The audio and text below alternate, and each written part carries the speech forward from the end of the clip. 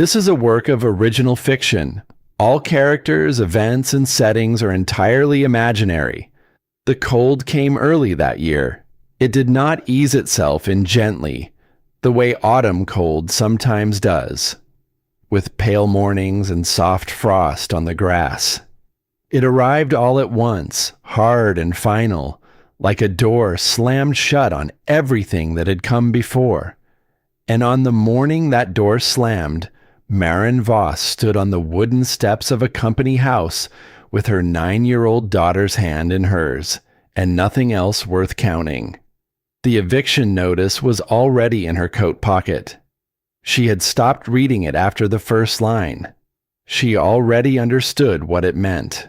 6 weeks earlier, her husband had gone into the mine and not come back out. The tunnel had given way without warning, the way tunnels do when the timber is old and the company has stopped caring. He was buried before the week was out.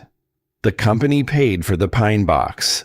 The company considered that generous. Silas Rook, the foreman, had handed her the notice on a Tuesday. He did not take off his hat. He did not look at her daughter. 72 hours, he said. The company needs the house for men who can work. Maren asked about her husband's final wages. 4 weeks, still owed. Rook's expression did not change. The funeral was expensive, he said. The company was already generous. Then he turned and walked back toward the mine office, and he did not look back once. She had stood there on those steps a long moment after he left. The cold pressed against her cheeks. The sky was the color of dirty wool. Somewhere down the row of company houses, a curtain moved, a neighbor watching, and then fell still again. That was the thing about a small company town. Everyone knew everything, and everyone had already decided whose version of the story to believe. The boarding house had no rooms. The general store would extend no credit to a widow. The church offered prayers and a suggestion that she consider returning to wherever she had come from. She had come from nowhere that would take her back. So on a Thursday morning, with frost stiffening the hem of her dress and her daughter's small fingers wrapped around hers, Maren Voss walked away from the only home she had known for 3 years. She carried a hand axe, an iron pot, a wool blanket rolled tight and tied with twine, $7 folded inside her boot, and tucked against her ribs, beneath her coat, her grandmother Sigrid's journal. The one thing she had refused to pack into the trunk, the one thing she had carried on her body as if it were a living thing that needed warmth to survive. Wren walked beside her and did not cry. This was the part that frightened Maren most. A 9-year-old who does not cry when she should is a child who has decided that crying will not help. Maren had been that child once. She knew what it cost. They walked for 2 days. The first night they sheltered in a shallow overhang of rock, huddled together with the blanket around them both, and a fire small enough to be almost useless. Maren did not sleep.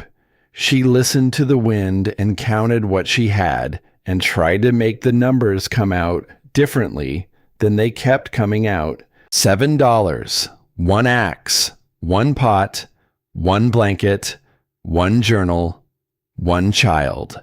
The second day the hills began. Limestone country, old and worn, the rock pushing through the earth like the bones of something enormous just beneath the surface. The land was rough and unhelpful and beautiful in the way that things are beautiful when they do not care whether you live or die. And on that second afternoon, on a southeast-facing slope where the pale winter sun still reached, Maren found what was left of someone else's failure. A collapsed sod wall, a rusted bucket, half buried in dead grass, a well with 3 feet of water at the bottom and a cracked stone rim, and behind it all, cut into the hillside itself, a root cellar. The wooden roof had caved inward. The entrance was choked with leaves and dirt and years of being forgotten. Wren looked at it for a long moment.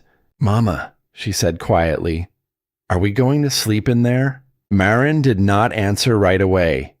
She was looking at the shape of the thing, the way the walls curved, the angle of the entrance, the way whoever had built it had chosen this exact slope, this exact facing. This had not been an accident. Someone had stood where she was standing and thought carefully about the sun. "Let me look first," she said. She climbed down into the cellar. The air changed the moment her boots hit the bottom. It did not become warm, but it became still. Above ground, the wind moved constantly, touching everything, taking heat wherever it found it. Down here, the air simply sat, patient, unchanged, as if it had been waiting for someone to notice. Maren pressed her palm flat against the stone wall. Her grandmother's voice came to her then, not a memory exactly, more like a presence. Sigrid had said it to her when Maren was small, crouched beside her in a root cellar very much like this one, back in a place very far from here. The earth doesn't forget summer, Maren. It holds the warmth down deep, where the frost can never reach. She stood in the half-dark and let herself feel it. Not hope. She was too tired for hope, but something quieter, something that did not ask anything of her yet. She began clearing debris. 30 minutes of work, hands going numb, hauling rotted wood and packed leaves out through the entrance. And in that time, she found it. Behind a flat stone in the far wall, fitted deliberately into a narrow gap and sealed with river clay. A tin box. She worked it free with cold fingers. The lid had rusted but opened with pressure. Inside, folded twice and then once more, a letter. The paper had aged to the color of dry grass, but the ink held. She read the first line, then she read it again. Dearest Sigrid, Sigrid. Her grandmother's name. Her grandmother, who had never set foot on this side of the world, who had died in the country she was born in, who had been in the ground for longer than Maren had been a wife or a mother or a widow. Her hands had gone very still. She read to the end. The letter spoke of cold, and of building, and of knowledge that could be passed through stone as easily as through blood. The handwriting was careful, deliberate. The handwriting of a person who did not waste words or space. And at the bottom, a single line, written with slightly more pressure than the rest, as if the writer had wanted to be certain it could not be misread. I built this place for the cold, and for whoever the cold sends here after me. Maren sat down on the dirt floor of the cellar, her back against the stone wall that held its quiet warmth, the letter open in her lap. For a moment she did not move. She did not think about the legal notices or the foreman or the $7 or the winter coming like a closing fist. She simply sat in the still air beneath the earth and felt something she had not felt since the morning they told her about the tunnel. She did not feel alone. "Mama?" Wren's voice came from above, small against the sky. Maren looked up. The entrance was a narrow rectangle of pale light. Her daughter's face appeared at the edge, cautious, watchful. "Is it safe?" Maren looked at the walls, at the careful stonework, at the letter in her hand, at the way the air sat here, patient and unmoving, waiting to be of use. "Yes," she said. "Come down. I want to show you something." Wren climbed down, dropped the last foot, landed with both feet together the way she always did. She looked at the walls. She looked at the letter. She looked at her mother's face. And whatever she saw there made her stop asking questions. "Whose name is that?" she asked, pointing to the salutation. "Your great-grandmother's." Wren was quiet for a moment. "Did she know this place?" "I don't think so," Marin said. "But whoever built it knew her." The cold pressed down from above. The wind moved through the dead grass on the hillside. But here, 6 feet below the frost line, the air did not move at all. The earth held what it had been given, as it always had. As Marin was beginning to understand, it always would. The mathematics of survival are not kind. They do not bend for grief. They do not soften for exhaustion. They simply sit there, hard and indifferent, waiting for you to face them. Marin faced them on the second morning, crouched beside a small fire at the entrance of the cellar, while Wren slept on a folded blanket inside. She had spread her grandmother Sigrid's journal open on her knee and was reading a passage she had skimmed a dozen times before, without truly understanding. Now she understood. A surface cabin in this kind of cold needed 5 cords of wood to survive a full winter. Minimum. Some years 6. She could not cut 5 cords. She was one woman with a hand axe and blistered palms, and a child who depended on her for everything. 5 cords was not a number she could reach. She had stopped pretending otherwise sometime in the middle of the second sleepless night. But the earth 3 feet below the frost line held a steady temperature through the coldest months. Not warm, not the warmth of a fire or a kitchen stove, but stable, unchanging, around 50 degrees, give or take, regardless of what the sky was doing above. 50 degrees was not comfortable, but 50 degrees was not death.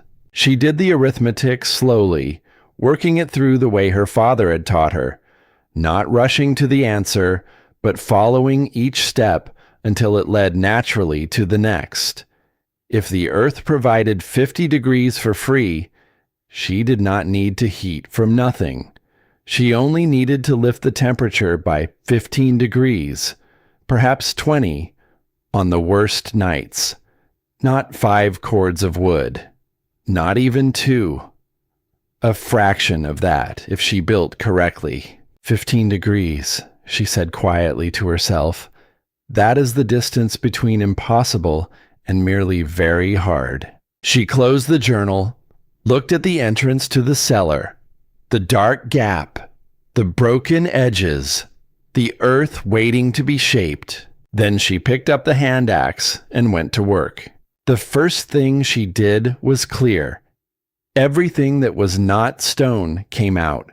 Rotted timber, packed leaves, dead roots, the remnants of shelving that crumbled when she touched it.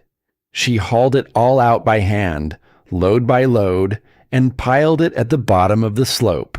Some of it would burn. Some of it would not. Wren woke while she was working and came to the entrance without being asked, assessed the situation with her quiet thoroughness, and began sorting. She separated the wood that might still burn from the wood that had gone to rot. She stacked the usable pieces against the hillside. Neither of them spoke much. The work spoke for itself. By midday, the cellar was empty of everything but stone and packed earth and the smell of years. Marin climbed down and stood in the center of it, turning slowly, seeing it properly for the first time. The walls were irregular but thick. Whoever had built this had not been careless with the stone. The ceiling was low. She had to duck at the entrance and move carefully toward the back. The floor was dirt, sloping slightly toward the east wall, which was where the water would want to go. She opened the journal again and found the page about drainage. Her grandmother had written it down with the patience of someone who had learned it the hard way. The direction of slope, the depth of the channel, the gravel bed that let water move without taking your floor with it. A drainage trench, cut lower than the floor level, running toward the downhill wall. It would give the water somewhere to go that was not underfoot. She started digging that afternoon. It was slow work in the packed earth. Her hands, already raw from the clearing, began to split at the knuckles before the second hour.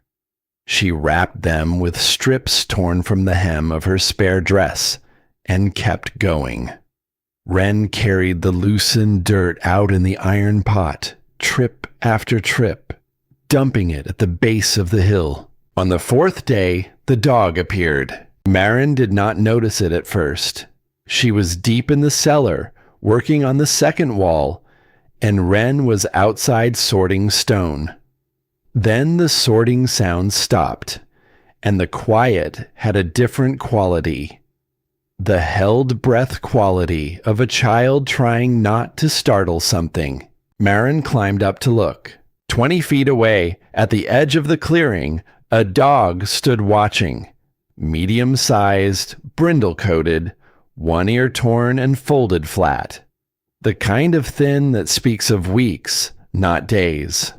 It had the posture of an animal that had been disappointed by people many times and had not yet decided whether to be disappointed again.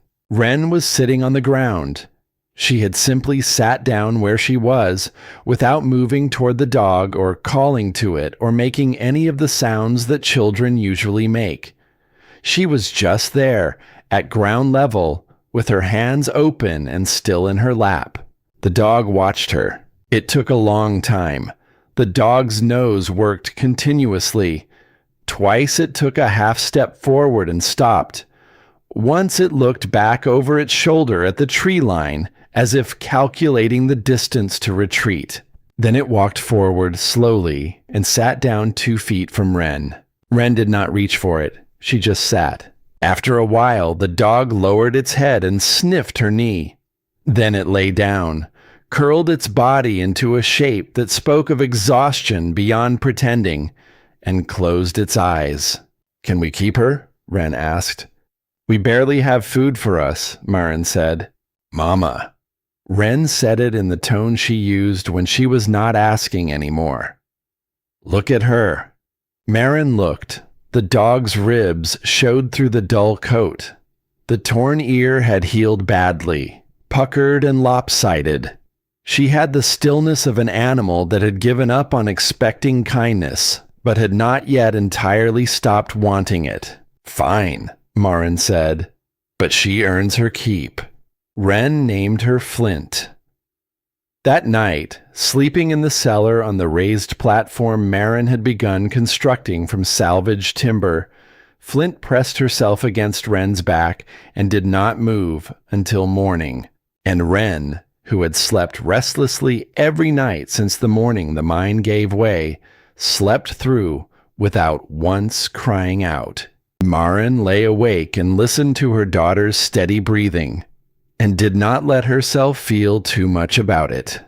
There was still too much work to do. The first skeptic came on the 6th day. Maren heard the horse before she saw it, the unhurried sound of a walk, no urgency, someone who knew where he was going and was not particularly concerned about arriving. She climbed out of the cellar and straightened up to find an old man on a gray horse watching her from 20 feet away. He was built like someone who had done hard work for 50 years and had the posture to prove it. Irish by the look of his coloring, red gone to silver, weathered face, eyes that had seen enough of life to stop being surprised by most of it. He said nothing for a long moment. "You cannot cut enough wood," he said. His voice was graveled and unhurried. 5 cords, minimum. 6 to be safe. A woman alone cannot do it before the cold sets in. "I'm not planning on 5 cords," Maren said. He looked at the cellar. Something shifted in his expression. Not agreement, not approval. The look of a man confronting information he had not expected. "You'll freeze in that hole," he said. "Maybe," Marin said, "but I'll freeze at 50 degrees instead of 10 below. That's a different kind of freezing." He looked at her for another long moment. Then he turned his horse and rode away without another word. Wren watched him go. "He thinks we're going to die," she said. "Most people do," Marin said, picking up her axe. "That's why we have to surprise them." His name, she would learn later, was Cormac Finley. He had farmed the valley below for more years than most people in the area had been alive. He had buried a wife and 2 children in a single winter, long ago, in a surface cabin that could not hold the cold. He did not talk about it, but it was there in the way he moved through the world. A man who had learned something at a cost he could not afford, and had carried the knowledge ever since. He would be back, but not yet. In the meantime, there was only the work. And the work was everything. Marin had grown up watching her grandmother work, watching the deliberate economy of it, the way Sigrid never wasted emotion or a moment, but also never rushed, moving through tasks with the particular rhythm of someone who understood that hurry and haste are not the same thing. Hurry is the enemy of good work. Haste is what you do when you have stopped thinking. She had not understood that distinction as a child. She understood it now. Every stone she pulled from the collapsed sections of wall had to be assessed, load-bearing or fill, clean mortar face, or compromised flat face orientation achievable or not. Every piece of salvaged timber had to be evaluated for what it could carry and for how long. Every decision she made about the structure would persist long after the decision itself was forgotten, the way all building decisions persist, silent and structural, in the walls that outlast their builders. Wren, beside her, worked with the same deliberateness. She was 9 years old, and she understood, without being told, that this was not the kind of work you did carelessly. She carried smaller loads than her mother, stacked them with more precision than most adults would have bothered with, and asked questions that revealed she had been watching everything and thinking about what she watched. "Why does the drainage channel angle that way and not the other way?" she asked one evening. "Because the water follows the lowest path," Marin said. "If you cut the channel toward the downhill wall, the water has somewhere to go that's away from the sleeping area. If you cut it the wrong direction, the water pools." And Grandmother Sigrid knew that. Her father taught her. His father taught him. Marin paused, setting a stone. That's how it works. Every generation learns what the one before figured out, and adds what they figure out themselves. Wren thought about this for a long moment, sorting stones in the evening light. "What are we adding?" she asked. Marin looked around at the cellar, the cleared walls, the drainage channel, the evidence of 2 weeks of work that had begun to reshape the space into something intentional. "We're proving it works in this specific place," she said, "with this specific stone, in this specific cold. Your grandmother knew the principle. We're testing it. And when we teach it to someone else, we'll be able to say we tested it." Wren nodded slowly, as if filing this away. "That makes it more true," she said. "Yes," Marin said. "It does."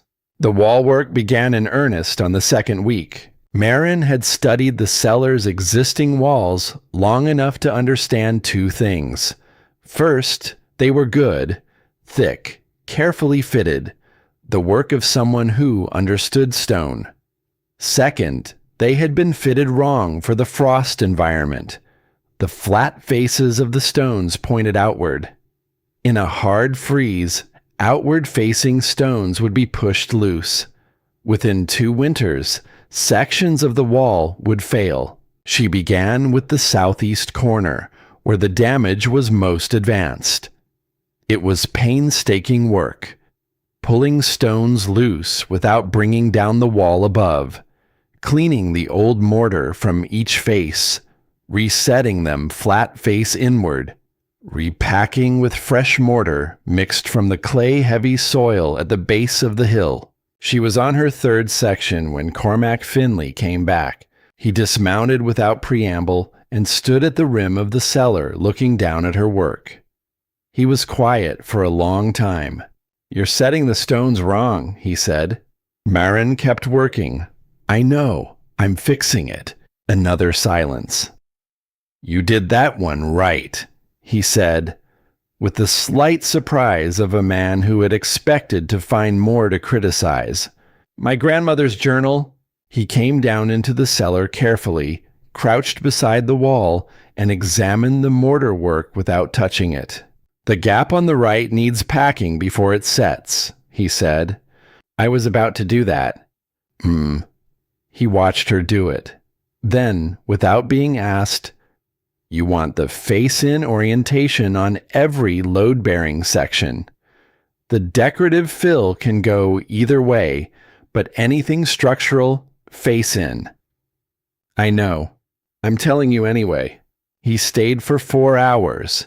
He reset 2 sections himself, working with the economy of someone who had laid 10,000 stones and no longer needed to think about the mechanics. He showed Wren how to test a stone's load-bearing quality by tapping it. A dull sound meant air pockets. A clear ring meant solid. He did not stay for supper. He did not say he would return.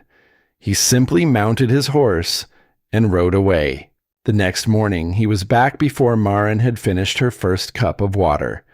The pack horse behind him was loaded with salvaged timber, old fence posts, split rails, the remnants of a collapsed outbuilding from somewhere on his property. He did not explain the timber. He simply began unloading it. "Thank you," Marin said. "I'm not doing it for sentiment," he said. "I'm doing it because a badly built thing insults the work of building." He unloaded the timber in silence, and if either of them understood that he was lying, that a man who had lost his family to a winter a better-built shelter might have survived had his own reasons for making sure this shelter did not fail, neither of them said so. The first community visitors came in the 3rd week. Holt, the store owner, rode up and looked down at the site with the evaluating air of a man pricing something for sale. "People in town are calling that thing Voss's Folly," he said. "Word is you'll be begging for a warm room by November." "The word is wrong," Marin said. He rode away. Pastor Drummond came 2 days later, on foot, hat in hand, with the expression of a man who has rehearsed his compassion on the walk over. He was a long man, angular, with a way of folding himself forward when he spoke that was meant to seem humble, and mostly succeeded. He offered a room with the Henderson family. "Temporary," he said, "just until she found her feet." "In exchange for what?" Marin asked. "For letting us care for you properly," he said.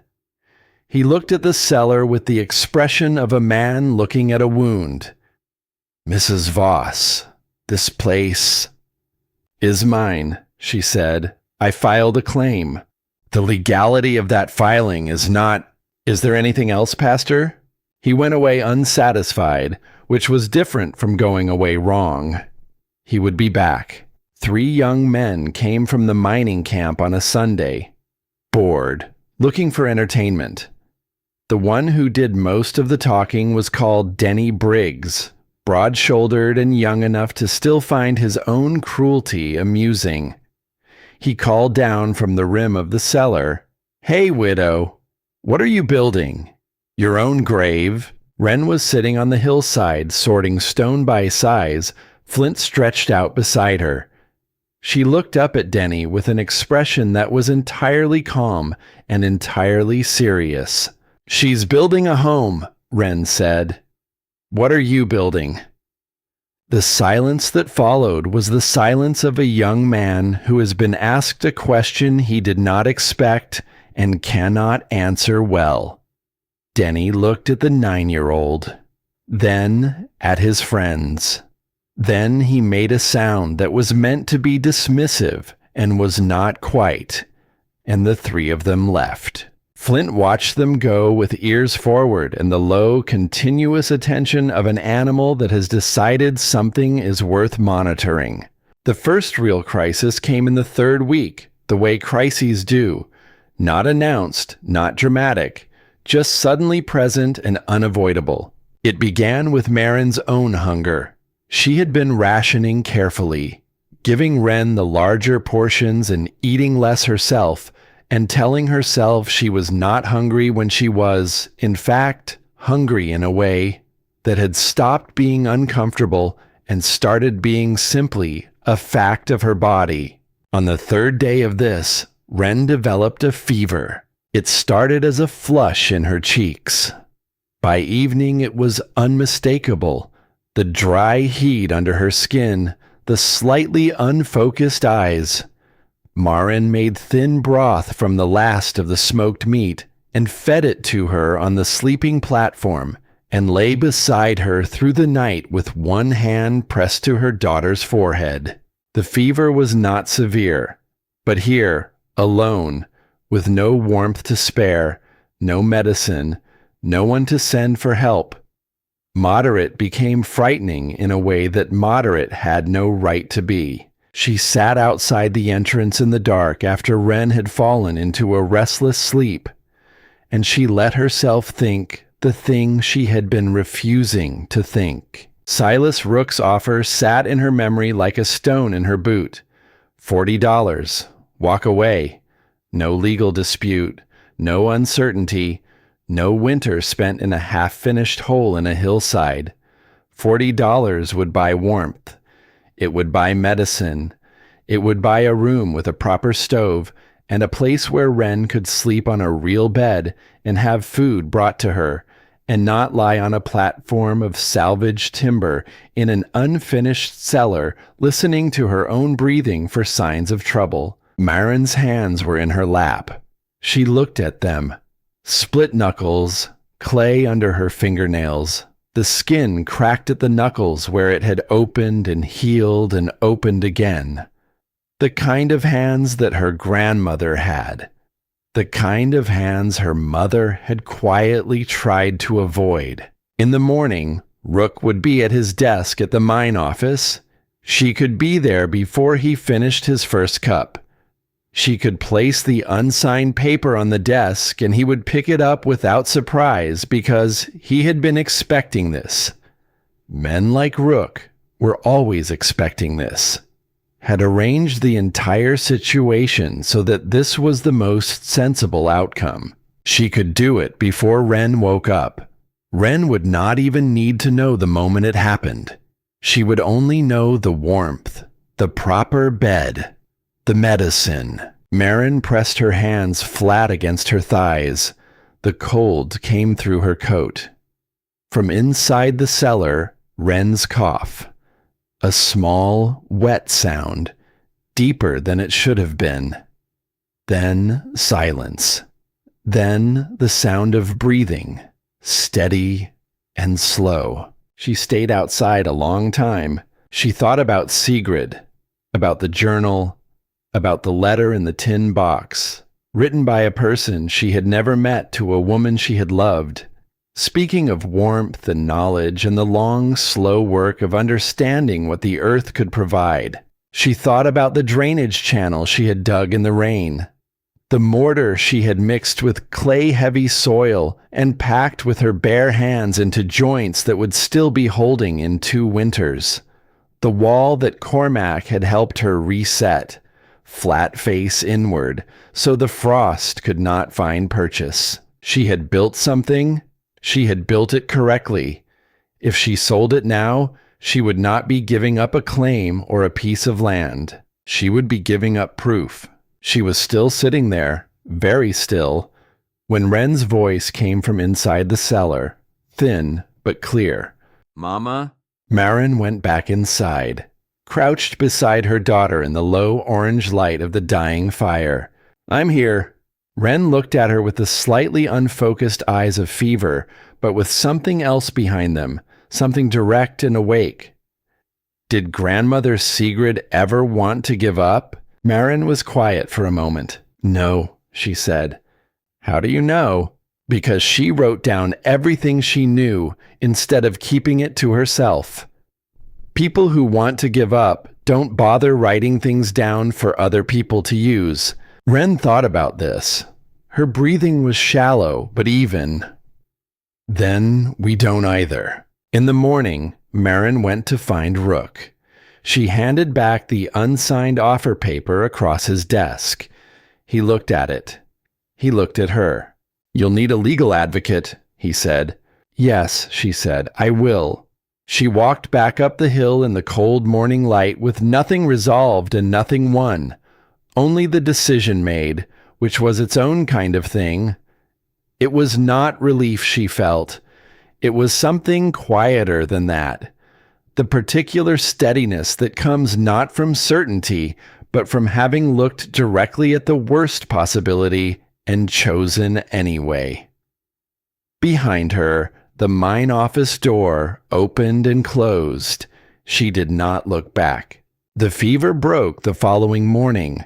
Wren ate a full bowl of cornmeal porridge and asked if Flint could sleep on the platform with her, and Maren said yes, because some things matter more than space. It was around this time that Hedvig Strand appeared for the first time. She came on a gray afternoon, a woman around 50, solidly built, with a face weathered by outdoor work and by some interior weather that was harder to name.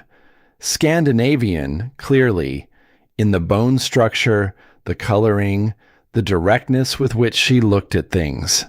She tied her horse at the base of the slope and came the rest of the way on foot, which Maren noted. It was the way you approached a place you wanted to take seriously. She walked to the rim of the cellar and looked down with the focused attention of someone assessing rather than judging. She was quiet for a long time before she spoke. She looked at the drainage channel, at the reset walls, at the fresh mortar on the corner joints. She looked at the entrance angle, the way the slope faced the morning sun. She was reading the place the way someone reads a text they have been looking for. What are you building? She asked finally. Her accent carried the music of somewhere north and far away. Maren climbed up to the rim and explained. The thermal principles. The Earth's base temperature, the 15 degrees that made the difference, the small stove, and the calculated amount of wood it would take. The drainage, the insulation plan, the double-vented chimney she intended to build from clay, the same technique described in Sigrid's journal. Hedvig listened without interrupting. This alone set her apart from most of the people who had come up the hill. She did not smile politely. She did not shift her weight with the restlessness of someone waiting for her turn to speak. She simply listened, and when Maren finished, she asked 2 questions that were technically specific and entirely relevant, and listened to those answers as well. When Maren finished, Hedvig was quiet for a long moment. Then, your grandmother's name. What was it? Sigrid, Maren said. Something shifted in Hedvig's face. Not quite recognition. Something older than recognition.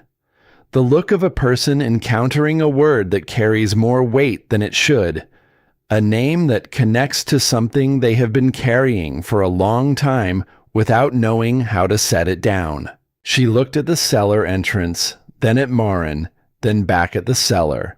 Her expression had the quality of someone doing arithmetic they had not expected to be asked to do. "I need to think about something," she said. "I'll come back." She mounted her horse and rode away before Marin could ask a single question. Wren came out and stood beside her mother. They both watched Hedvig disappear over the ridge. "She knows something," Wren said. "Yes," Marin said. "About the cellar?" "Maybe, or about the letter." Wren looked at the entrance. Flint sat beside her, ears forward, watching the direction the horse had gone. "She'll come back," Wren said. You can tell by how she looked at the entrance, like it was something she'd been looking for without knowing what to call it. Marin looked at her daughter for a moment. 9 years old and reading people the way her great-grandmother had read stone. Like the knowledge had skipped a generation and landed here, slightly altered, slightly sharpened. "Go finish your sums," Marin said. Stellenbreck passed by for the first time the following week. Marin noticed him the way she noticed all visitors, the sound of hoofbeats, the particular pace. But this one did not stop. He rode past at a distance, and if he looked up at the construction site, he did it briefly and without obvious interest. He came past again 2 days later. This time she saw him slow slightly, saw him look up with the focused expression of someone with professional interest in what he was seeing. A craftsman's assessment, not a bystander's curiosity. He did not stop. "He'll stop the third time," Wren said from inside, without looking up from her lesson. "You can't know that. He slowed down twice already. The third time, he'll need a reason to keep going, and he won't have one good enough." Marin kept fitting stones and said nothing. The third time, 4 days later, Stellenbreck stopped. He was perhaps 40, perhaps a few years more. It was hard to say, with the kind of face that outdoor work ages in some ways and preserves in others. He had the hands of someone who worked with stone, and the way he moved off his horse had the economy of a man who knew how to use his body without wasting it. He stood at the rim of the cellar for a moment, looking at the wall work. His expression was professional and therefore honest. He was not performing judgment. He was actually judging. "The corner joints on the south face," he said. "They'll hold through 1 winter, maybe 2. After that, the frost will find them." "I know," Marin said. "I haven't gotten to those yet. I can fix them. I'd rather you showed me how, so I can do the next ones myself." He looked at her then, directly, the look of a man actually seeing the person in front of him rather than the category he had initially placed her in. "Tomorrow morning," he said, "if the weather holds." He nodded once and rode away. Wren's voice floated up from inside the cellar. "He slowed down twice." "I remember," Marin said. "You'll tell me I was right eventually. Don't push it." Wren laughed. A small sound, genuine, surprised out of her. Flint's tail thumped against the sleeping platform, and Marin, standing on top of the cellar she had built from nothing with her split hands and her grandmother's knowledge and a stubbornness she had never quite managed to argue herself out of, found that her mouth had done something it had not done in a very long time. Something that was not quite a smile, and was not quite not one, either. Above the limestone hills, the pale sky was beginning to gather itself for what was coming. The birds moved differently, lower, more directed, as if they had somewhere specific to be, and had stopped treating the journey as optional. The wind came from a direction it did not usually come from. Marin noticed. She filed it away beside everything else she was carrying, but that was a worry for another day. Today there was still work to do, and the light was still holding. and the cellar walls were still standing. The earth, as her grandmother had always said, kept what it was given.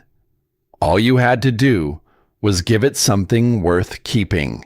The letter from the land advocate arrived on a Tuesday, which was the kind of detail that shouldn't matter but somehow does, the way certain days acquire weight after the fact. Marin was mixing mortar when Cormac brought it up the hill, folded inside his coat to keep it dry from the thin drizzle that had been falling since dawn.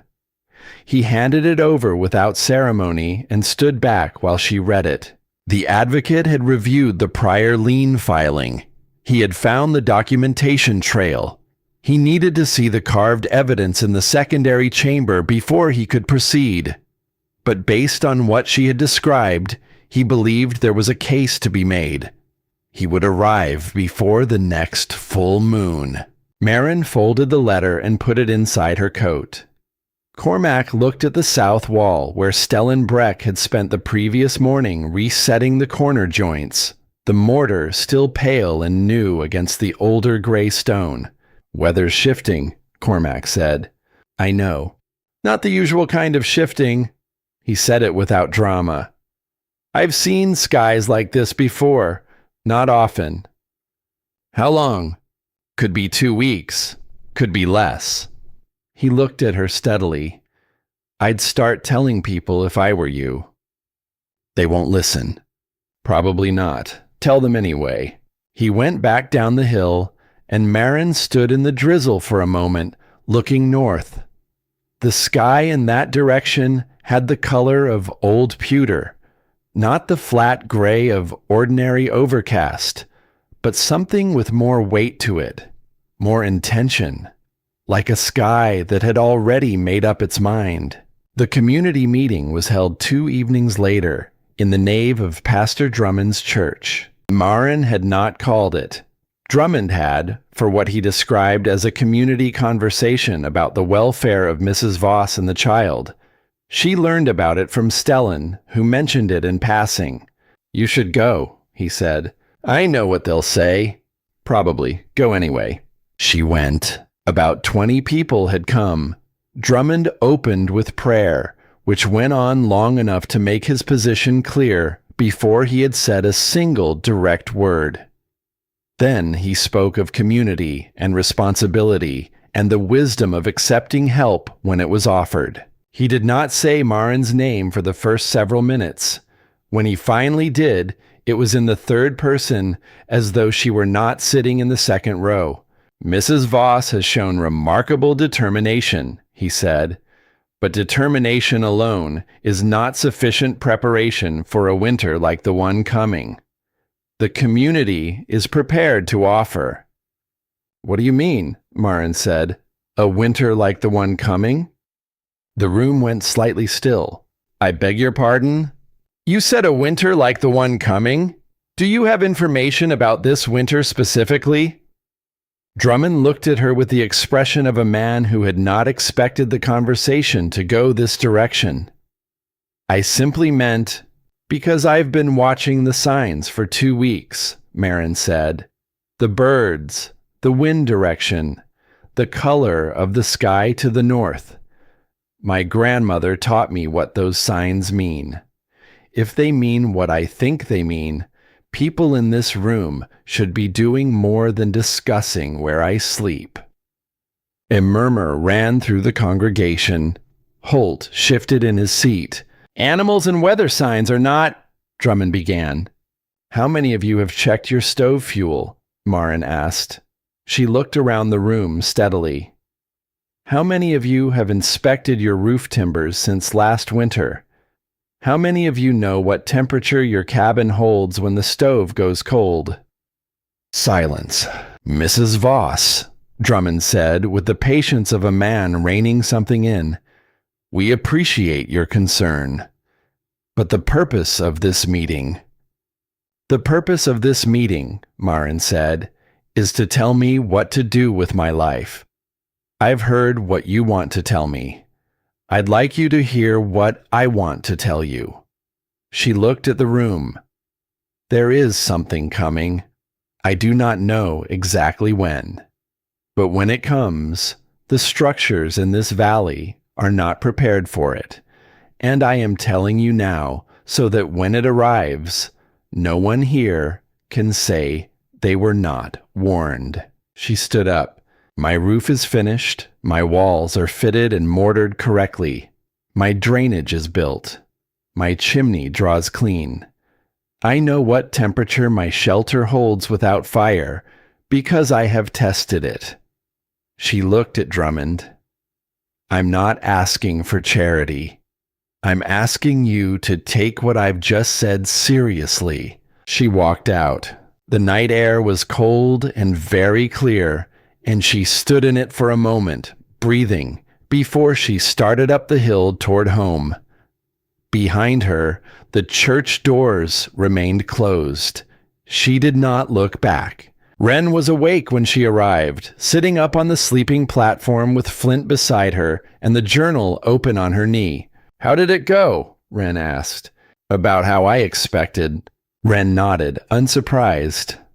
"Mama, are we going to be all right?" "The mathematics hasn't changed," Marin said. "The walls are solid. The stove draws clean. What we've built is built correctly." Wren looked at her for a moment. "That's not what I asked," she said. Marin sat down on the edge of the platform. Flint moved her head from Wren's knee to Marin's and looked up with calm amber eyes. "No," Marin said. "It's not." She was quiet for a moment. "I don't know if we'll be all right. I don't know how to promise that. What I know is that I have built the best shelter I know how to build, and I have learned everything my grandmother knew about how to survive in the cold, and I have not stopped working since the morning we left." She looked at her daughter. "That's not a guarantee, but it's not nothing either." Wren was quiet for a while, then she closed the journal. "Okay," she said. "I believe you." She lay down and put her arm around Flint and closed her eyes, and Marin sat in the low light of the banked stove and watched the shadows until she was sure her daughter was truly sleeping. Hedvig came back on a morning when the drizzle had finally stopped and the sky had cleared to something achingly bright. The kind of clear that sometimes precedes the worst weather, as if the sky is taking a deep breath before the plunge. She tied her horse at the base of the slope and came up on foot. She went directly to the cellar entrance and crouched down to look inside. "May I go in?" "Yes." Hedvig moved through the main chamber with slow attention, running a hand along the walls, pausing at the secondary entrance to the back room. She looked at the lamp Marin held up, looked at the passage. "May I?" Marin led her through. In the secondary chamber, smaller, more deliberate, the walls carved with the focused intention of someone who had known exactly what they were doing. Hedvig stopped entirely. She raised the lamp and read the marks on the wall. Her lips moved slightly. She was reading with the care of someone for whom what they were reading mattered beyond the meaning of individual words. After a long time, she lowered the lamp. "My father's name was Eric Strand," she said. Her voice was entirely steady, which cost her something. "He built this cellar. He came to this country with a land claim and the knowledge of how to work stone that his own father had taught him." A pause. "The mining company wanted the limestone in these hills. He refused to sell. So they manufactured a debt, falsified records, witnesses they owned, a legal process that looked correct and was not." Another pause, smaller. "He fought it for years. He lost. He never came back." The secondary chamber was very quiet. "He left something here," Hedvig said. "He wrote to my mother before he died that he had left evidence in the secondary room, proof of what the company had done, carved into the wall so it could not be taken or burned." She looked at the wall. "I could never find the claim records from that time. I did not know where this place was. The prior lien filing against me, Marin said carefully. It references E. Strand. Yes, they are using your father's name to claim the land he built on. Hedvig's jaw tightened once. They used his existence to steal from him. Now they are using his name to steal from you. She looked at Marin directly. He wrote to my mother that he hoped this place would find someone who would know what to do with it. He said, if it finds someone from Sigrid Haug's family, it has found the right person. The silence that followed was the particular silence of two women standing in a small underground room built by a dead man who had managed, across years and distance and the specific cruelty of bad luck, to pass something forward to the right hands. The advocate arrives before the next full moon, Marin said. I know what the carved records say, Hedvig said. I will be there when he comes. The advocate arrived on a gray morning and spent 2 days reading the carved records with Hedvig translating the notation system, making meticulous copies of everything on the walls. On the third morning, he sat across the small table Marin had built from a salvaged door and 2 stumps, and he told her what he had found. The prior lien filing was fraudulent. It referenced documentation from sealed land records, records that should have been inaccessible after Eric Strand's death. Someone had accessed those records and used information from them to construct a legal claim that appeared valid but was not. The signature on the witnessing document, the one that had moved Eric Strand's claim into the possession of the mining company, belonged to a man now dead. The man's name was the same as the family name of the current company foreman, Rook's father. Marin sat with this for a long moment. Hedvig's hands were very still on the table. Rook isn't enforcing company policy, she said. It was not quite a question. No, the advocate said. He is protecting his family's acquisition. The company benefits, but the fraud was personal. He has been the one pushing this filing, not the company's legal office. Him. She thought of Rook's face when he had handed her the eviction notice, the particular flatness of it, not the blankness of a man following procedure, the careful flatness of a man doing something he needed to not examine too closely. What do we do? She asked. We document everything on that wall and present it to the land authority, the advocate said. It won't be fast, but the evidence is literally carved in stone. He left the next morning. Marin stood at the top of the slope and watched him go.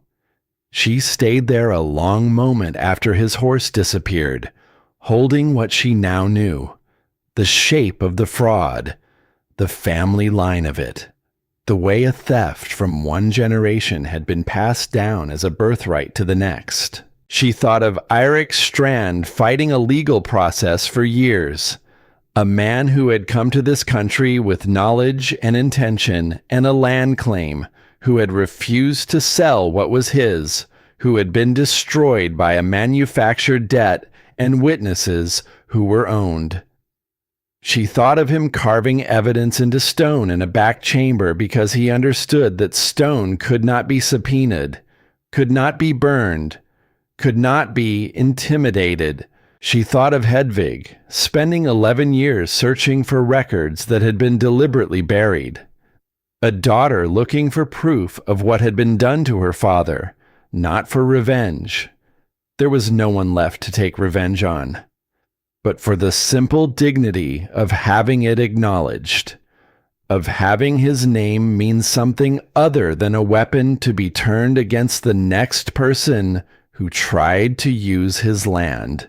And she thought of Rook, of his face at the eviction, at the claim desk, at every encounter since. She had never been able to read it correctly, that studied flatness, that deliberate blankness. She had thought it was indifference. It was not. He had always known. The knowledge sat in her chest like a stone set wrong, heavy in the wrong way, in a way that would cause damage over time if not corrected. She stood on the hillside for a long moment without moving. The wind came across the slope from the north and pressed against her face, and she let it. Below, the valley was going gray with evening. The mine camp lights were beginning to show, small and yellow, in the dusk. Somewhere down there, in an office behind a closed door, Rook would be going through his evening routine, reading the instrument, noting the number, closing the ledger, saying nothing to no one. It was the face a person constructs when they have decided not to look directly at something, when they have learned to approach a thing sideways, at an angle, through the framework of procedure and policy, so that they never have to see it plainly for what it is. His father had done it first, witnessed the fraud, signed the paper, filed it away, moved on, passed the land down, passed the silence down. Some inheritances are not written in wills. Marin pressed her hands flat against her sides. The cold was in her coat sleeves, in her boot leather, in the air she was breathing. She felt it the way she always felt it now, not as an enemy, not as something to fight, but as a fact. The cold was a fact. You prepared for it. You built against it. You did not pretend it was not there. She had been naive about one thing. She had believed that Rook was enforcing something larger than himself. It was easier to bear, somehow, to be crushed by a system than to be crushed by a specific man making a specific choice. Systems were impersonal. They ground without malice. This was not that. This was a man who had stood in the same office where his father had signed the fraudulent paper, who had known exactly what he had inherited, and who had chosen every morning for years to keep it. Wren came to the entrance below and looked up at her. "Are you all right?" Wren asked. "Yes," Marin said. "Come up here a moment." She told Wren, simply without drama, what the advocate had found, who had built this place, who had stolen it, whose name was on the document being used to steal it again. Wren listened without interrupting. When Marin finished, Wren looked out at the valley below for a while. Then she said, "He trusted that someone would come who would know what to do with it." "Yes." "Then we have to do something worthy of that," she said. They stood together on the hillside as the evening came in, and neither of them spoke again for a while, because some things settle better in silence. Flint was pacing, not the ordinary patrol she did at the start of each day. This was different.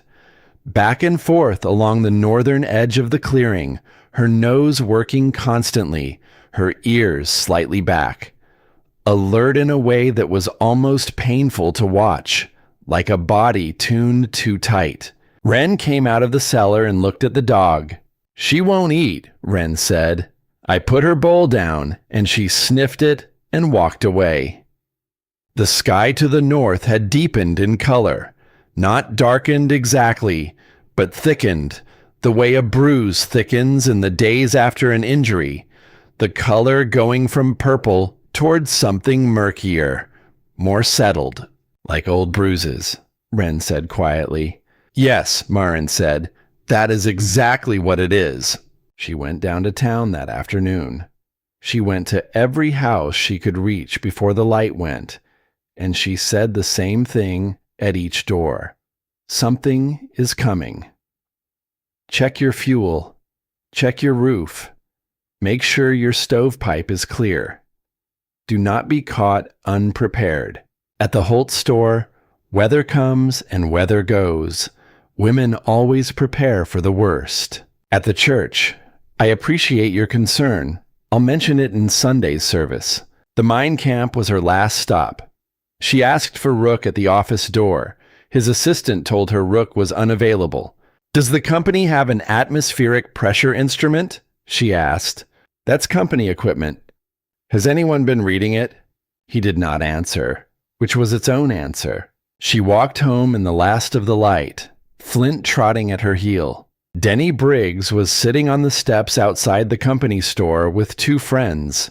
He saw her coming and arranged his face into the expression he used for her.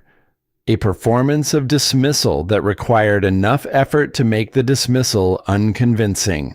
"Back from your hole, widow?" he called. She stopped, looked at him directly. "There's a serious storm coming," she said. "Make sure your roof is tight and your stove fuel is stocked." "My roof is just fine," Denny said in the falsetto he used for her. She looked at him for one more moment. He was perhaps 20. Young enough that his cruelty still had the quality of a game. Something to perform for his friends. Not something he had yet understood he was choosing. "All right," she said, and walked on. She did not look back. What she did not know, what no one in the valley knew except one person, was that in the mine company's office, behind a door that was kept closed, a brass instrument sat on a shelf near the window. It measured the pressure of the air with a precision that most people in the valley had never needed and most could not afford. Rook read it every morning. He had been reading it for 3 days. He watched the needle move in its slow, inexorable way, and he understood exactly what it was telling him. He did not tell anyone, not because he had not thought about it. He had thought about it, late at night, in the particular sleeplessness of a man at war with his own better instincts. He had thought about Drummond's congregation, and Holt's family, and old Harlan who lived alone at the south edge of town, and kept to himself. But Marin Voss had told them the storm was coming. And if it came exactly as she had said, the people who had dismissed her would be forced to reckon with having dismissed her. They would remember that she had been right. And if they began to remember that she had been right about the storm, they might begin to ask what else she was right about. The land case was still open. Rook kept his own counsel. He closed the office door. He looked at the needle, and he said nothing. The storm arrived 2 days later, before dawn, not gradually. It arrived between one moment and the next. The air, which had been cold and still and held in the particular suspended way of something about to change, simply broke. The sound was the first thing. Not wind exactly. Something more than wind. A weight of sound, layered and continuous, as though the whole sky had found a voice and was using it. Inside the cellar, Marin was already awake. She had been awake for an hour, lying in the dark on the sleeping platform with Wren's warmth against her side and Flint's weight at her feet, listening to the quality of the silence outside, which had been changing for the last half hour in a way that the body understood before the mind caught up. When the sound arrived, she sat up. Wren woke immediately, not with the slow confusion of a child roused from sleep, but with the sudden, full presence of someone who had been waiting. She sat up beside her mother without speaking. Flint was already at the entrance, not barking, just positioned there with her nose pressed to the sealed wool blanket, reading whatever the air outside was saying. "It's here," Wren said quietly. "Yes," Marin said. She had sealed the entrance the night before. The wool blanket packed tight in the frame. The gaps filled with dried grass. The small door she had built from salvaged planks, fitted over it and braced from inside. She had filled every container with water from the spring. She had stacked the wood within reach. She had gone over every seam in the roof, every gap in the mortar, every place where cold might find its way in. There was nothing more to do now but wait and see if the work held. She lit the stove. The wood caught cleanly. The chimney drew without hesitation. The small iron belly of the stove began to tick and warm. Maren held her hands over it and felt the heat build, and thought of her grandmother describing this exact sensation in a journal entry that had been written before Maren was born. The sound outside was continuous and immense. It pressed against the hillside from above, and the hillside absorbed it with the indifference of something that has been here much longer than sound. Wren lit the lamp. She opened the journal. She found her lesson from the day before and continued from where she had left off. Maren watched her daughter read in the lamplight while the world outside unmade itself, and felt something that was not quite peace and was not quite fear, but lived in the same country as both.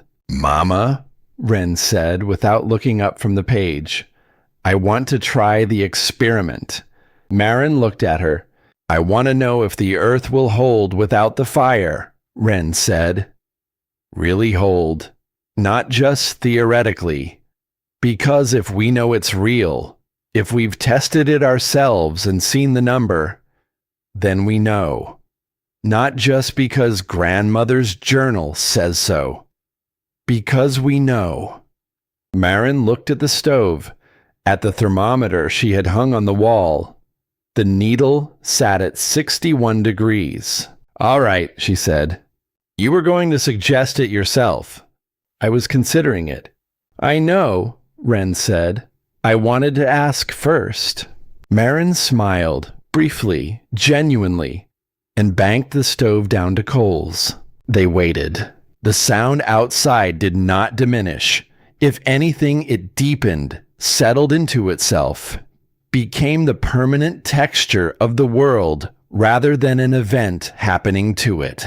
Inside, the warmth began its slow withdrawal. 1 hour, 58 degrees. Wren wrote the number on her slate. 2 hours, 55. She wrote that too. 3 hours, 52. Maren sat with her back against the near wall, arms wrapped around her knees, watching the thermometer. Her grandmother had described this, had written the principle down in careful sentences, had passed it forward through a journal to a granddaughter she could not have imagined, in a country she had never seen, in a stone room built by a man she had once known and never forgotten. The earth doesn't forget summer. It holds the warmth down deep. 4 hours, 51 degrees. The needle trembled once, held. The temperature outside had passed through what the thermometer could measure and continued falling into a register that had no number in this instrument. Whatever it was more than 40 degrees below what was sitting on the inside of this wall. 51 degrees. Without fire, without anything but stone and earth and the slow, deep memory of warmth stored all summer long in the body of the hillside. Maren pressed her palm flat against the wall, still warm. Wren looked at the thermometer, at the number on her slate, at her mother's hand on the wall. Then she reached out and pressed her own smaller hand against the stone beside her mother's. "Still warm," she said quietly. "Like the carving said," Maren said. "Like the carving said."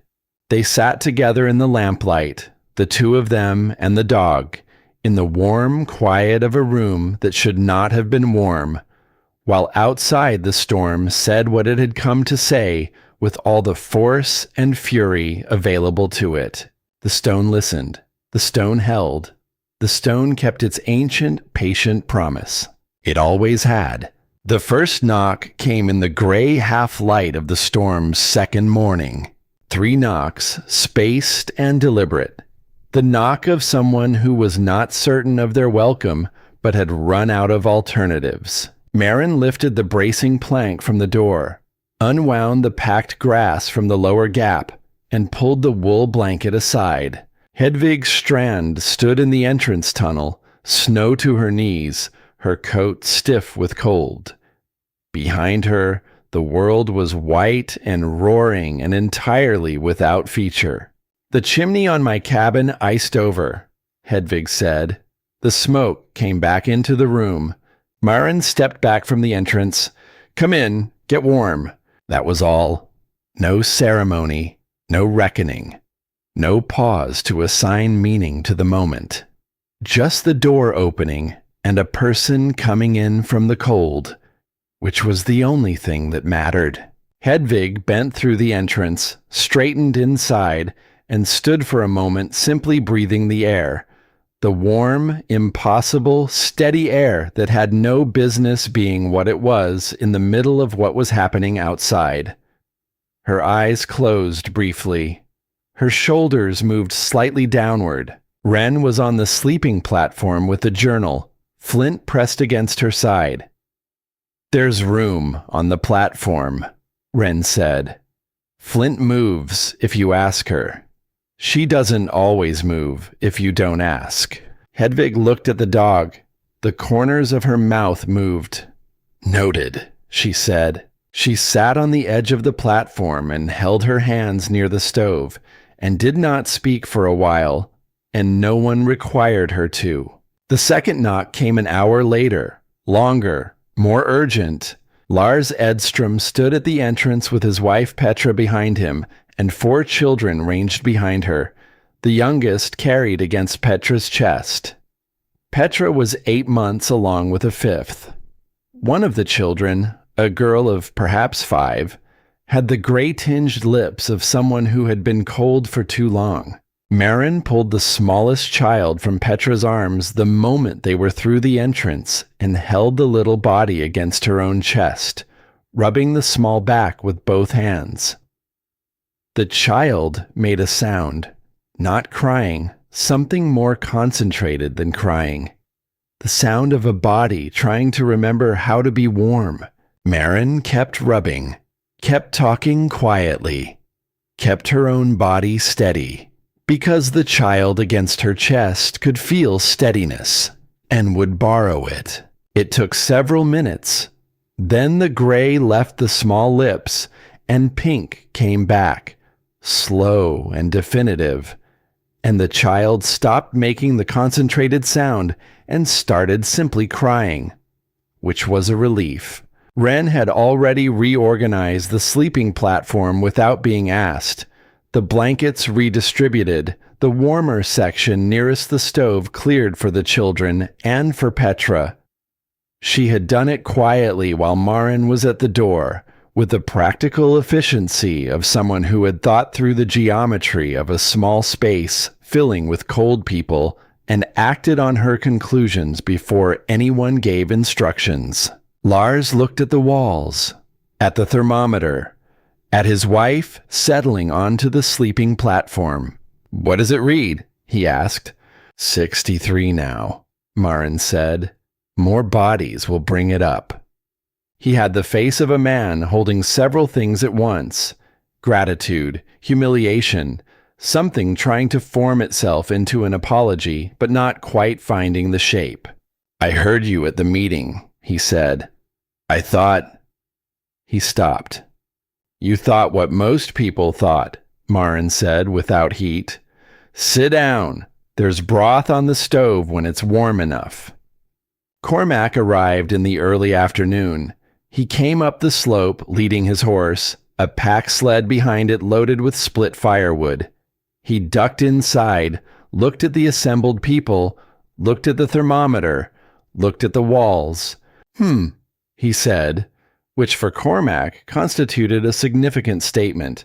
He went back out and began unloading the wood.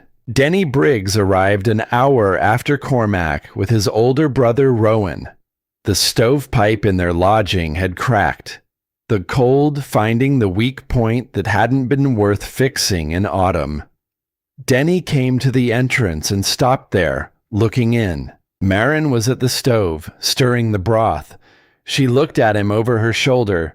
His face had the arrangement of a young man confronting the distance between the person he performed himself as and the person the current moment required him to be. It was not a small distance, and crossing it cost him something. She watched him cross it. "Mrs. Voss," he said, in a voice that was trying to be ordinary and was instead careful. "The pipe." "Come in," she said. "Get warm." He came in. He found a place against the far wall and sat with his knees up and looked at the floor and did not speak for a long time. His brother Rowan sat beside him. Flint made her way across the room and sat down 2 feet from Denny, the way she sometimes did with people she had decided needed company without being asked. Denny looked at the dog. The dog looked at him with amber eyes and no judgment whatsoever. After a while, his shoulders came down.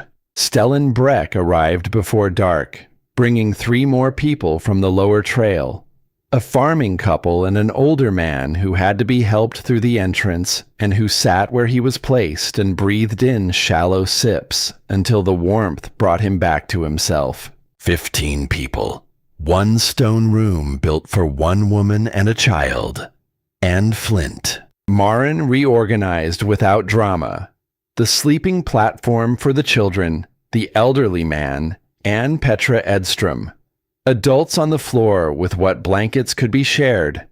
The stove fed carefully, precisely, with the wood rationed not by anxiety, but by arithmetic. She knew the numbers. She had run them before. The temperature settled at 68 degrees, with the bodies adding their own warmth to the stones. The 4th knock, just before the storm's 2nd night fell fully, was different from the others. 3 knocks, quiet, spaced deliberately, almost apologetic. Marin went to the door. She lifted the plank, moved the blanket, looked. Nora Rook stood in the entrance tunnel alone. She was 50, precisely maintained even in crisis, wearing a good wool coat gone damp with snow. She had the posture of a woman who had kept herself composed through many things and was keeping herself composed through this one, though the effort was visible in the way it sometimes is, not in any single feature, but in all of them simultaneously, the whole face doing extra work. She was alone, no horse visible behind her. She had come on foot from somewhere, which meant she had come a significant distance in the middle of this. Marin opened the door wider. Nora came through the entrance and stood for a moment in the warmth.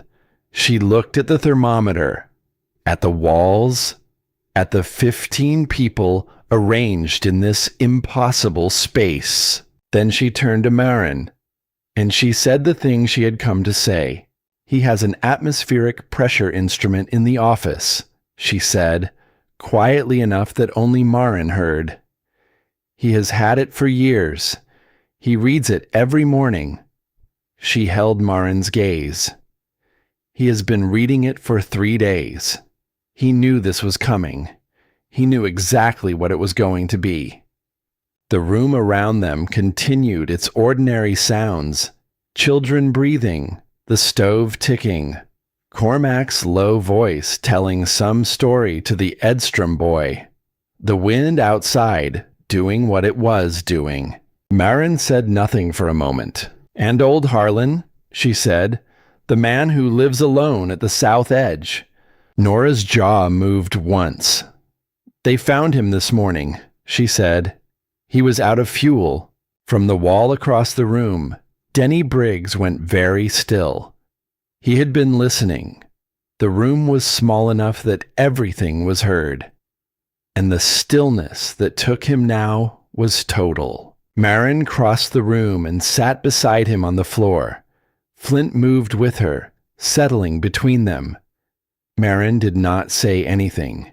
She put her hand on Denny's arm, briefly, firmly, and then left it there. He was quiet for a long time. Then, in a voice that had nothing of the performance left in it, "He was stubborn. He always said he'd manage on his own." "I know.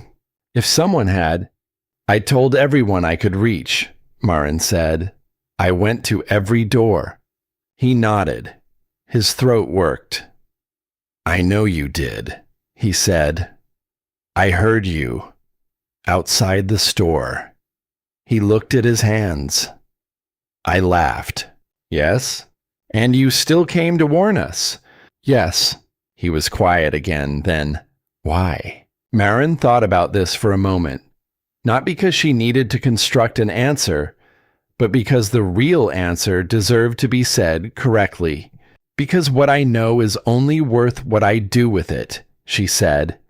If I had kept it to myself out of spite, because you laughed, because they didn't listen, then the knowledge would have been mine and the consequences would have been on my hands. I didn't want that. She paused. I still don't want that. Even now. Denny looked at her with the expression of someone encountering a principle they had heard described but never actually seen enacted. He did not say anything else for a long time, but when Flint put her head in his lap, he did not move away. The second night deepened around them. Outside, the storm spoke in its continuous layered voice, and the hillside answered in the only way stone answers, by staying, by holding, by being exactly what it was, exactly as deep, exactly as steady as it had always been. Inside, people slept in shifts. Maren did not sleep at all during the first night. She monitored the stove, moved among the sleeping bodies, checking the smallest children and the older man who had arrived half frozen, rationed the water and the food with the precision of someone who had done the mathematics and knew how many days the numbers needed to stretch. She checked Wren's forehead twice in the night. The cough that had started the day before the storm had settled deeper. Wren was sleeping, but with a faint warmth under her skin that Maren recognized and did not like. On the second night, little Lotta Edstrom had not spoken since her family had arrived. She was 3 years old and had been silent since the window blew in at their cabin, not crying, not distressed in any way that showed on the surface, simply absent, sitting where she was placed, looking at the middle distance with the stillness of a child who has retreated somewhere interior and not yet returned. Wren watched this for the better part of a day without doing anything. She was sitting with her lesson slate, doing her work, but her eyes went to Lotta regularly with the patient attention of someone waiting for the right moment. The right moment came late on the second night. Flint had been moving among the sleeping people. She came to Lotta last and stopped, looked at the small, still figure. Then, with the deliberateness that was particular to her, lay down and put her head in Lotta's lap. Lotta blinked. Her hand moved, slowly, with the tentativeness of something waking up, and settled in the fur on Flint's head. Flint did not move. She simply stayed, warm and present and without expectation. After a while, Lotta said in a small, clear voice, "Is she yours?" "She came to us," Wren said. "I think she decided we were hers." Lotta looked at the dog. "Can I keep petting her?" "She'd be sad if you stopped." Lotta's hand continued its slow movement through the fur. A few minutes later, she was asleep, her body relaxed for the first time since she arrived, one hand still resting on Flint's back. Petra, sitting against the wall with the newest sleeping infant against her chest, looked at Wren with wet eyes and no words. Wren shook her head slightly, "Don't," and looked back at her slate, and Petra understood that no words were the right response, and so she said none. It was Cormac who spoke, long after midnight, when most of the room was sleeping and only Maren and Stellan and Hedvig were awake beside the stove. He spoke quietly, looking at the wall rather than at anyone in particular, in the way of a person who has decided to put something down that has been carried a long time. He talked about his wife. He talked about their 2 boys. He talked about the winter that had taken them, The surface cabin that had seemed solid enough in autumn, the stove that had not been equal to what came, the 3 days he had spent in the cold, waiting for help that arrived too late. He talked about digging the graves alone in spring when the ground finally gave enough to be worked. "I told you," he said to Maren, still looking at the wall, "that you would freeze in that hole." A pause.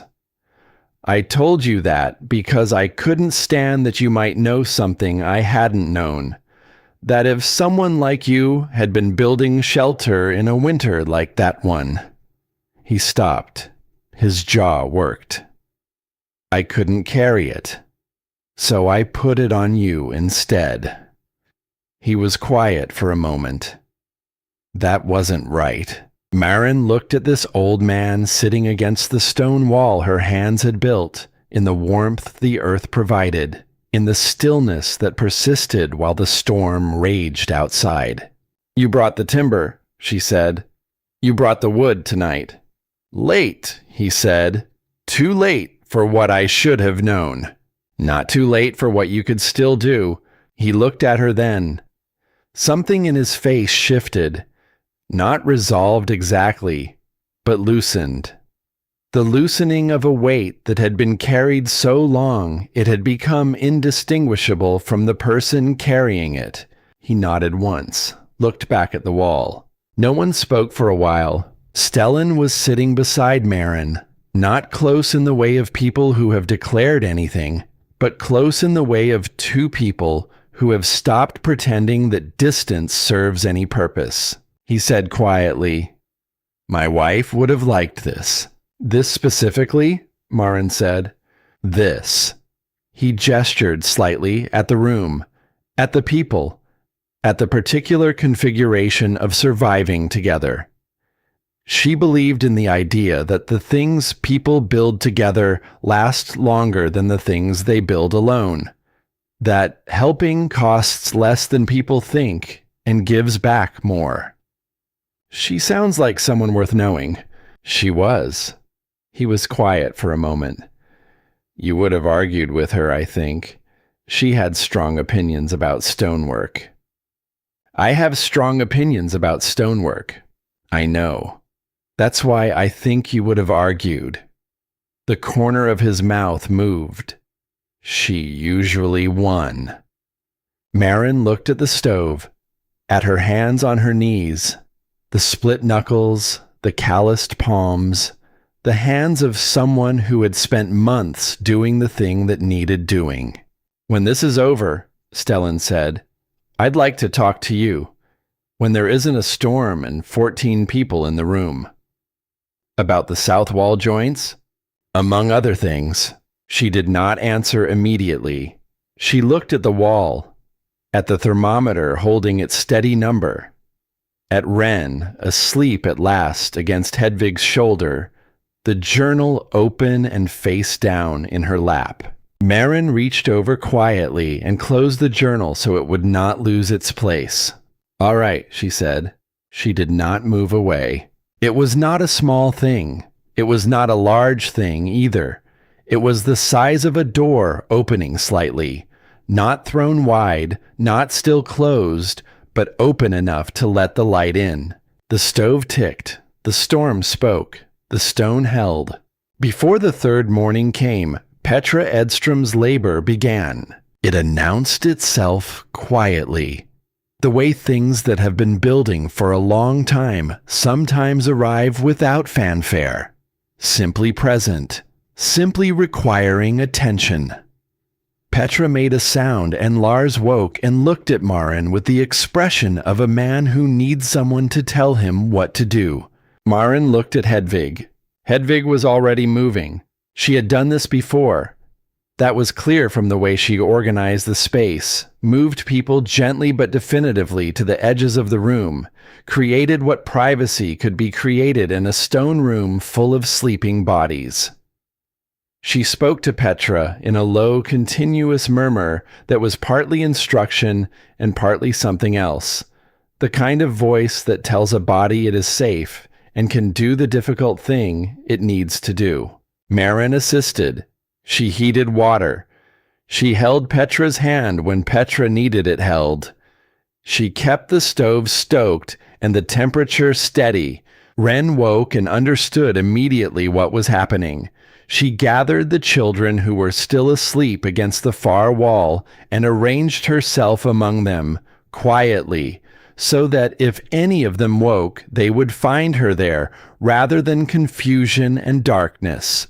2 hours after it began, in the deep quiet of the storm's third morning, a new voice entered the world, small, outraged, entirely itself. The sound moved through the stone room, and something happened to the people in it. Bodies stirred, eyes opened. Cormac, who had been sitting awake against the wall, looked up with an expression that had nothing of his usual dryness in it. Something younger, something that had survived a long time in him through the loss of everyone he had loved. Lars Edstrom made a sound that was not a word in any language. "A girl," Hedvig said. Her voice had something in it that had nothing to do with this specific birth. Something she was setting down alongside everything else she had set down in this room over the past days. She handed the baby to Petra, who held her daughter against her chest and looked at her with the look of mothers who have just done something enormous and are still arriving in the aftermath. Wren appeared at Marin's side. She looked at the baby, at Petra, at the room. "What will you name her?" she asked. Petra looked up. She looked at Hedvig, then at Marin. Her voice was soft and certain. "What was your grandmother's name?" she asked. "Sigrid," Marin said. "Sigrid," Petra said. She looked down at her daughter. "For the woman who passed her knowledge forward so that we could be here." The name settled into the room like something that had always belonged there. Outside, the storm continued its long saying. But in the stone chamber that should not have been warm and was, a new person breathed her first breaths, and the temperature held steady on the wall, and 14 people existed who might not have if a woman with $7 and a hand axe and a grandmother's journal had not decided that the Earth's promise was worth trusting. Wren's fever climbed through the third night. Marin had been watching it, had felt the first real heat in her daughter's skin before the storm arrived, had tracked its slow rise through the days of shelter and survival. Now, with the storm in its fourth day, the fever was no longer something that could be managed quietly. Wren's cough had gone deep into the chest. She remained herself, quiet and observant. But she moved with the concentrated effort of someone spending most of their resources on something interior, and she could not keep food down. Marin did not sleep. She sat beside her daughter and held her hand and told her stories. Not stories she had heard or read. Stories she made up as she went, about the limestone hills and the creatures that lived in them. About the way the earth kept its warmth through the longest winters. About a grandmother who had written down everything she knew, so that the knowledge would outlive her. She sang when words ran out. The same songs Sigrid had sung to her. Outside, the storm began its long winding down. Not sudden, slow, the way deep things end. The sound changed in register, losing its intensity. Marin was still beside Wren when the change came. In the gray early hours of what would be the last morning of the storm, Wren's hand in hers changed. The fever heat faded. The grip relaxed into something softer, easier. Wren opened her eyes. "Mama," she said, "I'm hungry." Marin covered her mouth with both hands.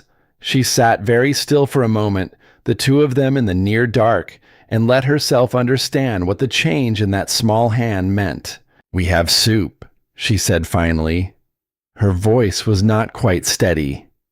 "Can you sit up?" "I think so." Wren sat up slowly. Flint climbed onto the platform immediately, pressing herself against Wren's side with the focused intensity of an animal that has been worrying about something for days and has now decided the worst is over. "Flint," Wren said, and buried her face in the dog's neck.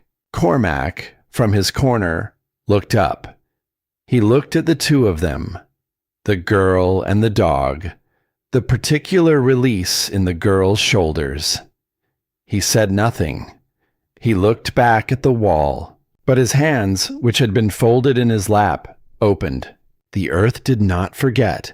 The storm ended the way deep things end, not with a dramatic final gesture, but with a gradual quieting, like a voice that has said everything it came to say and has no reason left to shout. Marin heard it first. The change in the quality of the sound outside. Still wind, still cold, but something different in the register of it, something that had lost its intention. She was awake, as she had been for most of the 3 days, sitting by the stove. She looked at Stellan. He was awake too, watching her. "It's breaking," she said. He listened for a moment, nodded. They waited another hour to be certain. Then Marin moved the brace from the door, unwound the packed grass from the gaps, and pushed the planking open. The entrance tunnel was blocked with drift, packed snow up to her chest, blue-white in the early light. She worked it free with her hands and the small shovel she had kept inside for exactly this until the tunnel was clear enough to move through. She climbed out into a world that had been entirely remade. The hillside was unrecognizable. The clearing, the slope, the lower trail, all of it buried under a smooth and impartial whiteness that had erased every ordinary reference point. Trees at the valley's edge stood stripped and strange. The sky above was the pale, exhausted blue of something that has spent itself completely. The cold was still serious. She could feel it working at her face and hands. But it was ordinary cold now. The cold of a hard winter morning. Not the cold of something that had decided to be an argument. She looked down into the valley. From here she could see where rooftops should have been. Some were still there. Some were not. She went back inside. They came out one by one over the next hour, helping each other through the entrance tunnel, standing in the white clearing and looking at what the storm had left. Lotta Edstrom held Flint's lead with both hands and looked at the buried world with the expression of someone encountering something for the first time after a long absence. She had not stopped talking since the previous night, directing small continuous observations mostly at Flint, who received them with the patient attentiveness she brought to everything. Lars Edstrom helped his wife out last, careful and slow, Petra holding the baby Sigrid against her chest, wrapped in everything that could be layered. The baby slept through her first sight of the world with the absolute indifference of the newly arrived. Cormac stood at the edge of the clearing looking at the valley below. Marin came to stand beside him. "The south edge," she said. "I'll go down when the trail is passable." He paused. "Old Harlan's place." "I know." They stood in silence for a moment. "It didn't need to happen," Cormac said. "No," Marin said. "It didn't. The grief of it, the specific, unnecessary grief of a death that a different choice would have prevented, sat between them and was acknowledged and was not resolved, because it could not be resolved. It could only be carried, and both of them were experienced in carrying things. Wren stood a little apart from the group, looking down at the valley with Flint at her side. Marin went to stand beside her. "I keep thinking about what he knew," Wren said. She meant Rook. She did not need to say the name. "I know," Marin said. "He knew. He had the instrument. He read it every day, and he said nothing. Because of the land case. Because if you were right about the storm, People would think you were right about other things. Wren was quiet for a moment. So old Harlan died because of the land case. Maren did not answer immediately. She looked at the valley, at the white buried world. He died because Rook made a choice, she said finally. A person who knows a thing and chooses to keep it when others need it. That is a choice with consequences. He made it. The consequences followed. She looked at her daughter. That is not the same as saying nothing could have gone differently. It could have. It should have. But the responsibility sits where the choice was made. Wren nodded slowly. And what do we do with that? We remember it, Maren said, and we make sure we never make the same choice. Whatever we know, we share it. The valley's accounting took several days. Roofs had come down, 3 entirely, the Edstrom cabin among them. Several more had lost sections. The church had lost one corner of its roof, which Drummond received as a specific communication from something larger than himself, and spent several days quietly rethinking in light of. The general store was intact. Holt emerged with the expression of a man who has survived something he thought he was too sensible to need to survive. The mine company office was entirely undamaged. Silas Rook came and went from it with the bearing of a man who had decided that what he had done and not done was a private matter and intended to keep it that way. The valley, however, had a different accounting. People talked. People who had been in the stone shelter talked to people who had not been. The story of the warmth, the temperature that held without fire, the infant born in a limestone room while the world outside unmade itself. These things moved through the valley with the velocity of things that have been witnessed by enough people to be undeniable. And alongside them moved the other story. The one about the instrument on the shelf in the company office. The one about the needle watched for 3 days by a man who had chosen not to speak. Nora Rook had told Maren. Maren had told no one, but Nora had not told only Maren. The apologies came in different shapes, which was how Maren had expected. Holt set a box of supplies down on the table without much ceremony. Flour, salt, dried beans. On account, he said, no interest. He was going to say something else, but decided against it, and left instead. Denny Briggs came with his brother 3 days after the storm and asked, without looking directly at her, if there was work that needed doing.